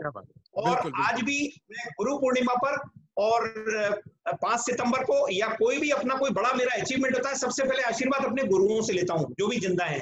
अभी सेंट जॉन्स कॉलेज आगरा से मैंने ग्रेजुएशन किया, मैं वहाँ गेस्ट ऑफ ऑनर था, शैलेन जी मेरे साथ गए थे, शैलेन जी झा मेरे साथ थे उस दिन, मेरे मित्र हैं। तो मेरा सम्मान नहीं कराया मैंने, मेरे गुरुओं का सम्मान कराया। गुरु की महिमा अपरंपार, अपरंपार, गुरु की महिमा तो बहुत ही ज्यादा। तो मैं आप बहुत अच्छी सम्मान आप करते हैं गुरुओं का, बहुत ही फख्र की बात है, बहुत बहुत आपको आभार। और लॉ फर्म का आपका क्वेश्चन था, अब आपका प्रश्न था कि लॉ फर्म बेटर है या वकालत, वो प्रश्न था। निश्चित रूप से जब मैं इस मत का हूँ कि लॉ फर्म, मैं क्रिटिसाइज नहीं कर रहा हूँ, लॉ फर्म में वो जाते हैं जिन्हें लॉ क्लर्क बनना होता है, जिनको अपना कोई वजूद नहीं दिखाना, जिनको अपनी कोई आइडेंटिटी नहीं बनानी। इस इंडिविजुअल प्रैक्टिस का जो आनंद है उसका कोई मुकाबला नहीं। मैंने क्या कहा था कि अगर मेरा दूसरा जन्म हो तो मैं सिर्फ वकील और इंडिविजुअल प्रैक्टिसिंग लॉयर बनना चाहता हूँ, इससे ज्यादा क्या कहूँ। बट आजकल के बच्चों का सर रूटीन ये होता है कि एनएलयू से निकला, सीधी अमरचंद मंगलदास ज्वाइन किया और इंटरनेशनल आप जॉब कर रहे हैं, ये सारी सिचुएशन कर रहे हैं। बट मैं बार-बार मेरे पास भी जो बच्चे आते हैं बराबर उनको इंस्पायर करता हूँ कि जो है आप अच्छे एडवोकेट्स की, एथिकल एडवोकेट्स की बहुत कमी है, आप बनिए सारी सिचुएशन। और किसी भी फील्ड का टॉप जो है हमेशा वैकेंट होता है, और वो टॉप आपके लिए वैकेंट है, आप जाके उसको अचीव कर सकते हैं। उसका कारण अरे उसको आप उसको कुछ नहीं, क्या करेगा। और फिर ना केवल पेट्रोल चार्ज, बल्कि आप उसकी योग्यता को देख कर पैसा बढ़ाइए आप। लेकिन हम नहीं कर रहे, हम नहीं करते, तो इसलिए वो यहाँ जाता है, वहां जाता है, यहाँ जाता है। हम लोग जिम्मेदार हैं, कोई जिम्मेदार नहीं, हम लोग हैं, हमें सुनना है। नहीं, वाजिब फरमाने sir. Thanks a lot sir, thank you sir. और मैं सर यहाँ गुरु की बात हुई तो मैं एक बात कहना चाहूंगी थोड़ा पर्सनल लेवल पर। जो मेरे गुरु हैं शक्तावत सर, उनमें सभी वो क्वालिटीज हैं जो आपने सर जो इस प्रोफेशन में सीनियर्स में होनी चाहिए, जो आपने बताई है। शक्तावत सर में वो सभी क्वालिटीज है। साधुवाद। नहीं मैडम जी, आपका जो है वो इस लायक भी नहीं हूँ, ठीक है। और सर की बहुत अच्छी मेरे साथी बैठे हुए हैं, दिख रहे हैं, आशीष। मैं चाहूंगा ये बोले, जो भी इनको बोलना है बोले जरूर, क्योंकि ये मुझे गालियां भी काफी देते हैं ये लोग जब ये मेहनत करके 1-1 बजे जाते हैं, लेकिन ये कुछ बोलना चाहेंगे। आशीष बैठे हुए हैं। आशीष कुमार नाम है क्या सर का? जी मैं उनको, हाँ मैं उन्हें अनम्यूट कर रही हूँ जी। ये मेरे साथी हैं। अच्छा आशीष जी, मैं आपको, हाँ जी आप अनम्यूट हो गए हैं। नमस्ते सर, नमस्ते सभी साथियों को मेरा नमस्कार। हेलो। हाँ आपकी आवाज आ रही है जी। मैं सबसे पहले तो सर ने जैसा कहा कि हम कुछ भी कहते हैं या क्या करते हैं, लेकिन मैं तो सिर्फ इतना ही कहना चाहूंगा इस माध्यम से कि मैं ईश्वर का बहुत ग्रेटफुल हूँ कि सर जैसा गुरु मुझे मिला। जो कुछ भी मैं जब सर के ऑफिस में पहली बार गया था तो मिट्टी के ढेले, मिट्टी की जो कच्ची मिट्टी होती है उसकी तरह था, और सर ने अपने हाथों से, एक सदे हुए हाथों से और ज्ञान देते हुए मुझे कुम्हार की भांति मुझे मड़के घड़े के रूप में दिया। और जितना भी है, जो भी छोटा मोटा सा ज्ञान है या जो कुछ भी मेरी प्रैक्टिस है, वो सर की बदौलत है। तो सर को मैं बिल्कुल थैंक यू कहना चाहूंगा इस माध्यम से। और सर ने अभी बात की है एथिक्स पर, तो उसमें मैं बताना चाहूंगा कि हमारे ऑफिस का कोर्ट में भी इतना, जजेस के अंदर भी ये रहा है कि जब भी हम हमारे कोई भी स्टेटमेंट हमारे ऑफिस से जाता है तो कोर्ट उसको काफी सीरियसली लेता है, और कोर्ट उसको ऑथेंटिक स्टेटमेंट की तरह लेता रहा है। और उसका सिर्फ और सिर्फ कारण यही रहा है कि रस्तोगी साहब ने जो हमें ज्ञान दिया और साथ ही जो हमें एथिक्स की वैल्यूज दी हमारे ऑफिस से, वो हमेशा हम लोग फॉलो करते रहे हैं। और उसकी बदौलत ये है कि कोर्ट का विश्वास हम जूनियर्स में भी इतना है कि हम भी अगर कोई स्टेटमेंट कोर्ट में देते हैं तो उस स्टेटमेंट को रस्तोगी साहब के स्टेटमेंट के इक्विवेलेंट मान लिया जाता है। तो उसके लिए तो मैं सर का बिल्कुल धन्यवाद करना चाहूंगा इस प्लेटफॉर्म से। Thank you sir. बस एक सवाल है कमलेश जी दवे सर का। सर मैं आपको अनम्यूट कर रही हूँ जी। दवे सर आप अनम्यूट हो गए हैं जी। हाँ जी, नमस्ते सर। बहुत बहुत धन्यवाद आपका इतना प्रेरणास्पद मार्गदर्शन देने का। मेरा प्रश्न ये है कि हम कई बार आपका वीडियो नहीं आ रहा कमलेश जी, आपका वीडियो नहीं आ रहा। चलिए सर मैं कर देता हूँ वीडियो। हाँ बिल्कुल, आप देखो। नमस्ते नमस्ते। हाँ, तो मेरा निवेदन ये था सर कि कई बार हम जाते हैं, लेकिन प्रिसाइडिंग ऑफिसर का अगर माइंड सेट है, हाँ प्रिसाइडिंग ऑफिसर का माइंड सेट है, और उस माइंड सेट होने के बावजूद हमें उसको फिर कैसे डील करना है, क्योंकि ये एक बहुत बड़ी परेशानी है आज के दौर में कि पहले से ही माइंड सेट होता है। आप भी जानते हैं कि अभी पेंडेंसी को लेकर डिस्पोजल पर ज्यादा जोर दिया जा रहा है, तो क्वालिटी ऑफ वर्क में के संदर्भ में भी अब आपको यहाँ मैं कहूँ तो कुछ टिप्पणी करना होगा एक्स्ट्रा, लेकिन फिर भी माइंड सेट होता है कई मामलों में। तो ऐसे मामलों में एडवोकेट्स को किस तरीके से डील करना चाहिए? हेलो, देखिए इसमें दो बातें हैं, माइंड सेट की दो बातें हैं। जैसा होता है कि एक जज साहब है कोई, उनका एक पर्टिकुलर केसेस के लिए पर्टिकुलर व्यू होता है, जनरल, वो जनरल होता है, और कभी कभी कोई पर्टिकुलर माइंडसेट भी होता है। देखिए मैं अभी उस विषय पर नहीं जाऊंगा। तो यदि आपको लग रहा है कि इनका व्यू ये है लेकिन हमको उनके यहाँ आर्गू करना है, तो आप अपनी बात को दमदारी से रखिए। देखिए दमदारी से बात रखना कोई कंटेम्प्ट नहीं होता है कभी भी। अपनी बात को कहिए, आप कहिए कि आपको सुनना होगा, आप मेरे को सुनिए, फिर जो चाहे जजमेंट दे दीजिए। मैं आज भी कहता हूँ कोर्ट में, हालांकि कई जज साहब भी हो सकता है सुन रहे होंगे, ये मेरे जूनियर्स भी जानते हैं, मैं लास्ट तक केस को नहीं छोड़ता हूँ कि आप मेरे को सुनिए, आपको जो फाइंडिंग देनी है दे दीजिए, लेकिन मेरी बात को सुनना पड़ेगा। वो सुनते हैं, ऐसा नहीं वो सुनते हैं मेरी बात को, फिर उनको जो उचित लगता है। और मान लीजिए बिल्कुल ही उनका तो माइंडसेट बन गया, तो माइंडसेट आप अपनी रूलिंग्स वगैरह कहिए कि मेरी रूलिंग लिख दीजिए, इसमें मेरे आर्गुमेंट लिख दीजिए, और फिर वो माइंडसेट उनका आगे से चेंज करा लाइए माइंडसेट। यही तरीका है इसका। और यदि आपको कोई दूसरा कुछ गड़बड़ लग रही है, देखिए हम जिस सिस्टम का पार्ट है सब जानते हैं, मुझे कहने में आपत्ति नहीं है, कुछ हमारे यहाँ ब्लैक शीप हर जगह हैं, वहां भी हैं, यहाँ भी हैं। अगर आप ले लीजिए, आपको मालूम है क्या रेमेडी होती है कानून में, कानूनन रेमेडी, वो ले लीजिए। Thank you sir, thank you. Thank you sir. Sir एक चैट बॉक्स में क्वेश्चन है रवि सोनी जी का। ये इनका सवाल ये है कि सर प्रोफेशनल एथिक्स के बावजूद भी कोई वरिष्ठ अधिवक्ता जूनियर का केस ले ले, चलता है, जबकि इसमें तो यार अपन ने एक सेकंड सर, कमलेश जी आपका म्यूट करना था जी। हाँ जी सर। सर ये सवाल है कि प्रोफेशनल एथिक्स के बावजूद भी कोई वरिष्ठ अधिवक्ता जूनियर का केस ले ले और उस जूनियर की फीस भी ना मिले, तब क्या करे, कृपया मार्गदर्शन दें। मैं एक बार रिपीट करें, I could not gate properly, what do you से? अच्छा सॉरी, हाँ मैं बताती हूँ। प्रोफेशनल एथिक्स के बावजूद भी कोई वरिष्ठ अधिवक्ता जूनियर का केस ले ले और उस जूनियर की फीस भी ना मिले, तब क्या करे, कृपया मार्गदर्शन दें। मतलब ये हो गया एक जूनियर ने केस दिया और वो सीनियर से आर्गू करा दिया, यही है ना केस, और उसको फीस भी नहीं मिली। जी मैं उनको अनम्यूट और कर देती हूँ उनका सवाल। जी रवि जी, हाँ मैंने आपको अनम्यूट किया है रवि सोनी जी। एक बार डायरेक्ट क्वेश्चन। हाँ मैंने आपको अनम्यूट किया है रवि सोनी जी।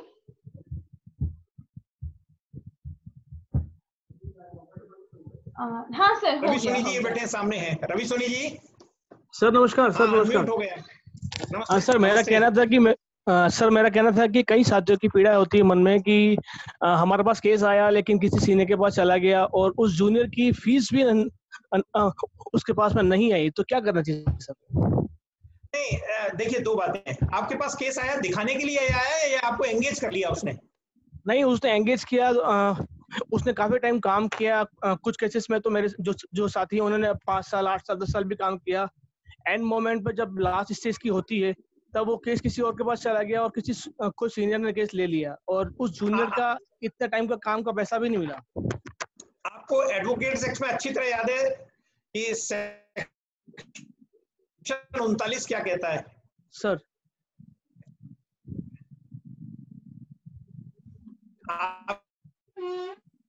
आपकी बिना एनओसी के वो एडवोकेट सब आते हैं, तो मैं सेक्शन 39 का वायलेशन है clearly, without NOC he can not.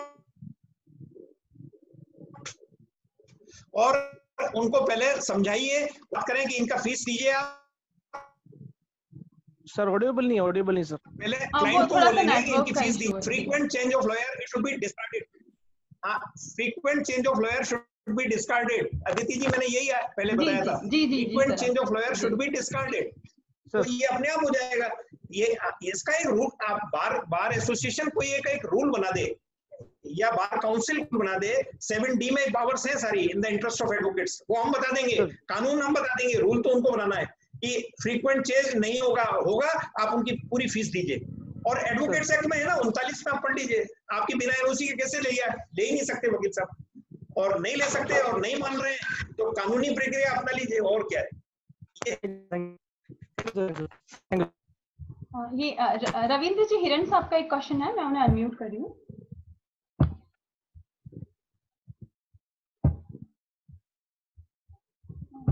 Sir आप अनम्यूट करिए।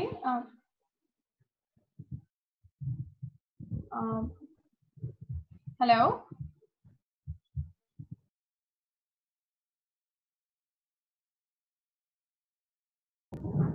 अब मैं हमारे बार के general secretary Shri CS Rao ji को हमारे इस सेशन के लिए वोट ऑफ थैंक देने के लिए इनवाइट करती हूँ।